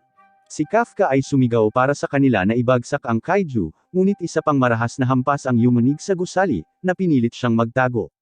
Pagdilat niya, wala na si Mina. Buong lakas niyang isinisigaw ang pangalan nito, ngunit wala na siya kahit saan. Pagkatapos nito, nakita natin ang ilang armadong sundalo na handang barilin ang isang tao. Ngunit biglang, nakita natin si Mina na nakatayo sa tuktok ng isang gusali, handang bumaril gamit ang kanyang espesyal na sandata. Nilock niya ang target niya kay Kafka, tinawag siyang Kaiju No. 8. Natigilan si Kafka habang pinagmamasdan ang sarili na pinatatamaan. Nagutos si Mina na umatake at nagpaputok ang mga sundalo mula sa lahat ng panig, ngunit sa kabila ng barrage, itinulak lang siya ng mga pag-atake pabalik. Hindi sila gumagawa ng anumang tunay na pinsala. Biglang natarante si Kafka, nagpakawala ng malakas na energy beam na sumisira sa isang helicopter. Napansin ng lahat ang kanyang napakataas na lakas ng loob habang naglulunsad siya ng isa pang mapangwasak na pag-atake, na sumisira sa paligid. Ngunit sa sandaling iyon, nagising siya, napagtantong panaginip lang ang lahat. Dahil sa kagalakan na hindi ito totoo, napabuntong hininga siya, at hindi sinasadyang mahulog sa kama. Samantala, sa Japan Defense Force 3rd Division, base ng Takawa, nakita natin si Mina na nagmamasid sa pagkawasak na dulot ng kamakailang insidente. Pinuntahan siya ni Sashiro, sinabing nakatanggap siya ng kumpirmasyon na 5 araw na ang nakalipas mula noong ginawa ang desisyon, ngunit hindi pa rin sigurado ang mga nakatataas kung ano ang gagawin tungkol kay Kafka. At ayon sa kanyang sources, nakakonfine pa siya. Tinitingnan ni Sashiro ang mga nasirang gusali sa kanyang harapan at sa tingin niya ay magtatagal para maayos ang lahat. Pumayag naman si Mina. Naalala niya ang pangyayari kung saan iniligtas ni Kafka ang lahat, kahit na ang mga shockwave mula sa labanan ay nagdulot ng lahat ng pagkawasak na ito. Sa tala na iyon, tinanong ni Mina kung ngayon ang araw na dapat makipagkita ang mga rookie sa kanilang mga bagong unit. Tumango si Sashiro at sinabing darating sila kaagad. Samantala, sina Reno at Iharu ay papunta sa kanilang bagong unit sakay ng isang kotse. Napansin ni Iharu si Reno na nakatingin sa ibaba, nalilito sa pag-iisip. Kaya, itinigil niya ang sasakyan, na nagpapanggap na sobrang excited sa pagkuha ng mga larawan ng Matsumoto Castle. Hiniling niya kay Reno na kumuha ng ilang mga larawan sa kanya, ngunit iniisip ni Reno kung mayroon silang oras para dito. Kaya, tiniyak ni Iharu sa kanya na mayroon silang maraming oras na nalalabi. Maya-maya, umupo sila sa isang bench at sinabihan ni Iharu si Reno na huwag masyadong tensyonado dahil lang unang araw nila sa mga bagong unit nila. Gayunpaman, itinanggi ni Reno na nakaramdam siya ng anumang pressure. Hindi makapaniwala si Iharu na nakita niya ang kastilyo habang nasa isang Defense Force mission. Habang sinusuri niya ang kanyang telepono, napansin niya ang profile ni Kafka at nakita niyang hindi pa rin nababasa ang kanyang mensahe. Nagtataka ito kung ano ang mangyayari kay Kafka. Ang isang tulad niya ay hindi maaaring bumalik sa pagiging isang regular na miyembro ng puwersa ng depensa. Bigla namang tumawa si Reno na ikinagulat ni Iharu. Ipinaliwanag ni Reno na naalala lang niya ang itinanong sa kanya ni Kafka pagkatapos mag-transform sa isang kaiju sa unang pagkakataon. Hindi maintindihan ni Iharu, kaya ipinaliwanag ni Reno na ang mga unang salita ni Kafka pagkatapos ng pagbabago ay, ano na ang mangyayari sa akin ngayon? At tinanong niya kung pwede pa ba siyang sumali sa Defense Force kahit mukhang kaiju. Sinabi ni Iharu na ang ganoong uri ng pagkabigla ay magpapatumba sa kanya sa loob ng 1 taon. Ngunit ngumiti si Reno at sinabing iba lang ang pag-uugali ni Kafka. Babalik siya kahit anong mangyari, kahit patayin siya nito. Sumang-ayon si Iharu. Makalipas ang ilang sandali, nagpatuloy sila sa kanilang paglalakbay at hindi nagtagal ay nakarating sila sa ika-4 na dibisyon ng depensa. Tahimik na umaasa si Reno na maging malakas kaya hindi na siya naging pabigat kay Kafka. Samantala, sa unang dibisyon ng Defense Force, sinusuri ni Kikoro ang group chat mula sa kanyang mga dating kasama habang nagbabahagi sila ng mga update tungkol sa pagsali sa kanilang bagong unit. Naalala niya ang kamakailang sparring match ni Kaiju No. 8 sa kanyang ama at naisip niya sa sarili na kailangan niyang maging mas malakas. Noon lang, nag-ambala siya sa pagdating ni Eiji Hasegawa, ang Vice Captain ng 1st Division, na humihingi ng paumanhin sa paghihintay sa kanya. Sinabi niya sa kanya na isasama niya siya upang makilala ang kanilang kapitan. Habang nasa daan, binanggit niya na malamang na ipinaliwanag ni Kapitan Ashiro mula sa 3 dibisyon ang lahat, ngunit inulit pa rin niya na siya ay mapupunta sa unang dibisyon habang ang base ng Tekawa ay muling itinatayo. Kinikilala ito ni Kikoro at iniisip na ang 1st Division ang pinakamakapangyarihang division sa buong Japan. At kahit noong nasa Amerika siya, narinig ng lahat ng tao ang pangalan nito.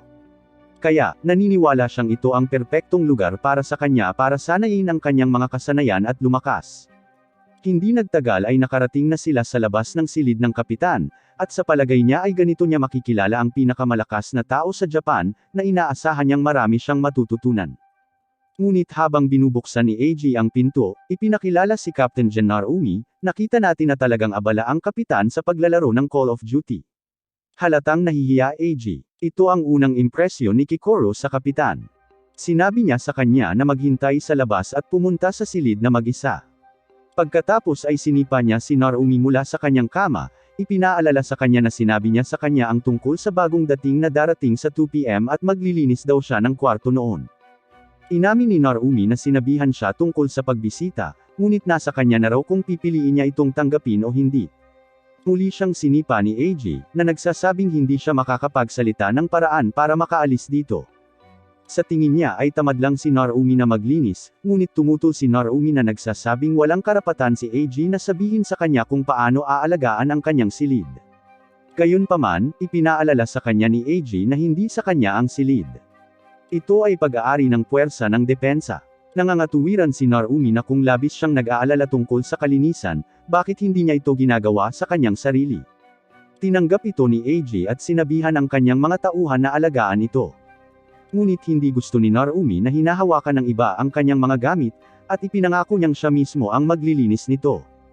Kinuha ni AJ si Narumi at sa wakas ay napansin ni Narumi si Kikoro. Ipinakilala sila ng Vice Captain. Walang respeto si Kikoro kay Narumi. Siya ay may mataas na pag-asa, ngunit ang unang impresyon na ito ay nakakadismaya. Hulaan ni Narumi na sigurado ay anak siya ng direktor, na sinasabing pinag-uusapan siya ng lahat. Tumango siya, halatang naiinis sa mga sinabi nito, ngunit pinipigilan ang kanyang pagkadismaya, ipinaalala sa kanyang sarili na siya ang kanyang superior. Nagsalute si Kikoro at formal na nagpakilala. Ngunit sabi ni Narumi bilang kanyang kapitan, wala siyang pakialam sa mga formalidad na ito at maaari niyang tapusin ang kanyang pangungusap. Bigla silang nakarinig ng alarm. Sinabi sa kanya ni Narumi na kung gusto niyang malaman kung ano ang isang bagay na iyon, maaari siyang matuto sa pamamagitan ng panunood sa kanilang pakikipaglaban. Pagkatapos ng lahat, malapit na siyang magkaroon ng pinakamagandang upuan sa bahay. 15 minuto ang nakalipas, isang kaiju ang nakita sa karagatan, at mabilis na iniulat ito ng mga nakasaksi sa mga awtoridad.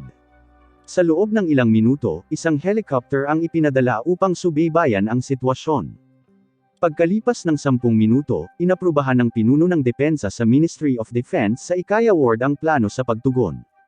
Ang mensahe ay pagkatapos ay ipinadala sa Ariake Maritime Base kung saan ang unang dibisyon na kapitan na si Narumi ay umalis kasama si Kikoro. Ang natitirang bahagi ng unang dibisyon ay sumakay sa mga nakabaluti na truck upang magtungo sa lugar ng kaiju. Habang ang militar ay naghanda ng mga tangke para sa suporta sa lupa, isang emergency alert ang inilabas at ang lahat ng mga mamamayan ay inatasan na sundin ang mga itinalagang ruta ng paglikas. Isinara ng mga awtoridad ang Kanagawa Route Bay Bridge sa lahat ng trapiko, umaasang mapipilitan ang kaiju na lumipat ng direksyon. Sa kasamaang palad, nabigo ang kanilang mga pagsisikap. Sa halip na tumalikod sa lupa, ang kaiju ay dumiretso sa tulay, sinira ito at nilunod ang lahat ng tao dito. Nakatanggap si Narumi ng balita tungkol sa sakuna, ngunit nananatiling kalmado. Mabilis niyang inanunsyo ang pagbabago ng mga plano, inutusan sina Shinonong, Mi, at Takabana na magtungo sa Usenbashi habang inutusan si Hisekawa na manatili sa Deokir at gawin ang lahat ng kanyang makakaya upang mapabagal ang kaiju. Lahat sila ay sumusunod sa mga utos ni Normie at nakikipaglaban sa kaiju. Humanga si Kikoro habang pinagmamasdan niya kung gaano nila kontrolado ang mga galaw ng kaiju. Napagtanto niya na ang antas ng koordinasyon na ito ay posible lamang dahil sa hindi kapani-paniwalang mga detalye ng bawat miyembro. Dapat ay nagpapakawala sila ng higit sa 40% na kapangyarihang panlaban, na ginagawa silang mas malakas kaysa sa karaniwang pinuno ng Platon. Iniulat nila sa Narumi na ang kaiju ay matagumpay na ginabayan sa Neutralization Point B. At naghahanda si Narumi na pumalit para sa susunod na yugto. Bago tumalon upang harapin ang kaiju, lumingon si Narumi kay Kikoro at sinabi sa kanya na wala siyang pakialam sa asal, kalinisan, pagsusumikap, o kagandahang loob. Isa lang naman ang gusto niya sa kanya. Pagkatapos ay isinaaktibo niya ang kanyang espesyal na sandata at tumalon papunta sa kaiju, direktang naglanding sa likod nito. Sa isang malakas na hampas, itinutok niya ang kanyang espada ng malalim sa nilalang, dahilan upang mapasigaw ito sa sakit. Pagkatapos nito, nagpaputok siya at biglang sumabog ang kaiju, nag-iwan ng gulo sa buong paligid, na ikinagulat ni Kikoro. Pagkatapos ay tinapos niya ang kanyang pangungusap, na sinasabi na ang gusto lang niya ay magpakita sila ng hindi mapigil ang kapangyarihan. Wala siyang pakialam sa polite incompetence. Lumiwanag ang mga mata niya, humanga na sa wakas ay natupad niya ang kanyang inaasahan. Ilang sandali pa ay bumalik na sila sa opisina ng First Division. Halatang bigo si Narumi dahil si Mina lang ang pinag-uusapan ng lahat ng pahayagan.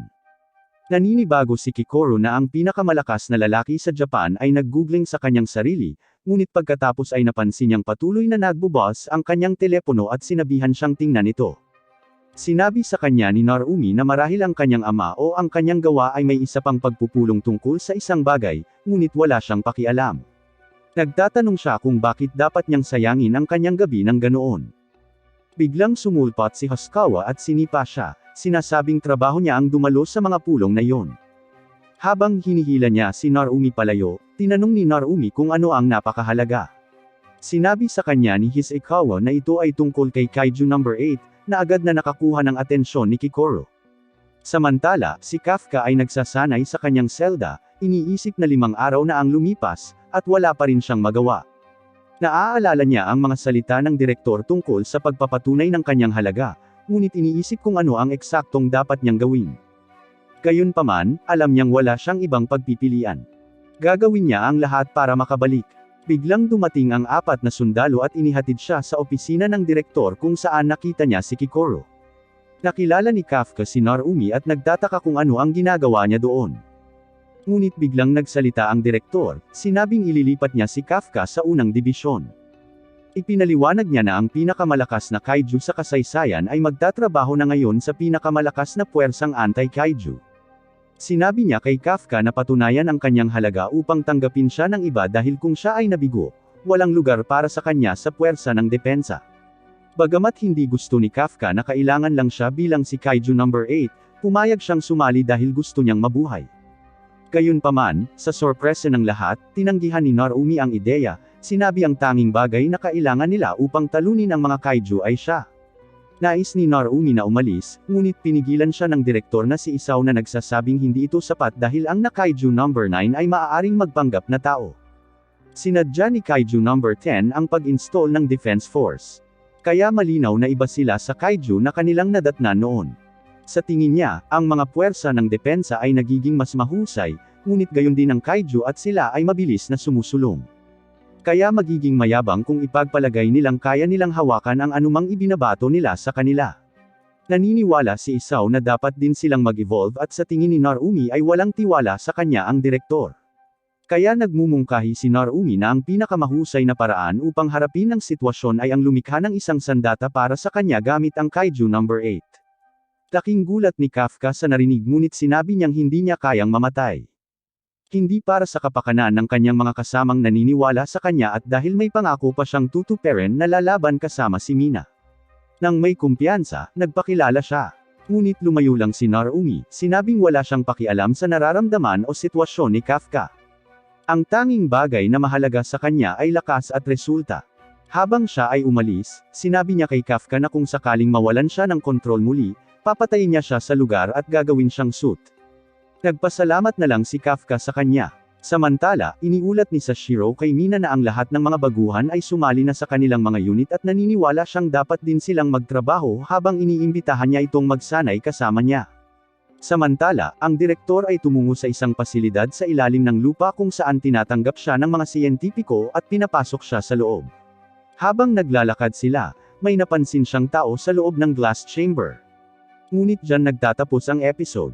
Mag-like at mag-subscribe para hindi makaligtaan ang susunod na bahagi. Salamat sa panunood.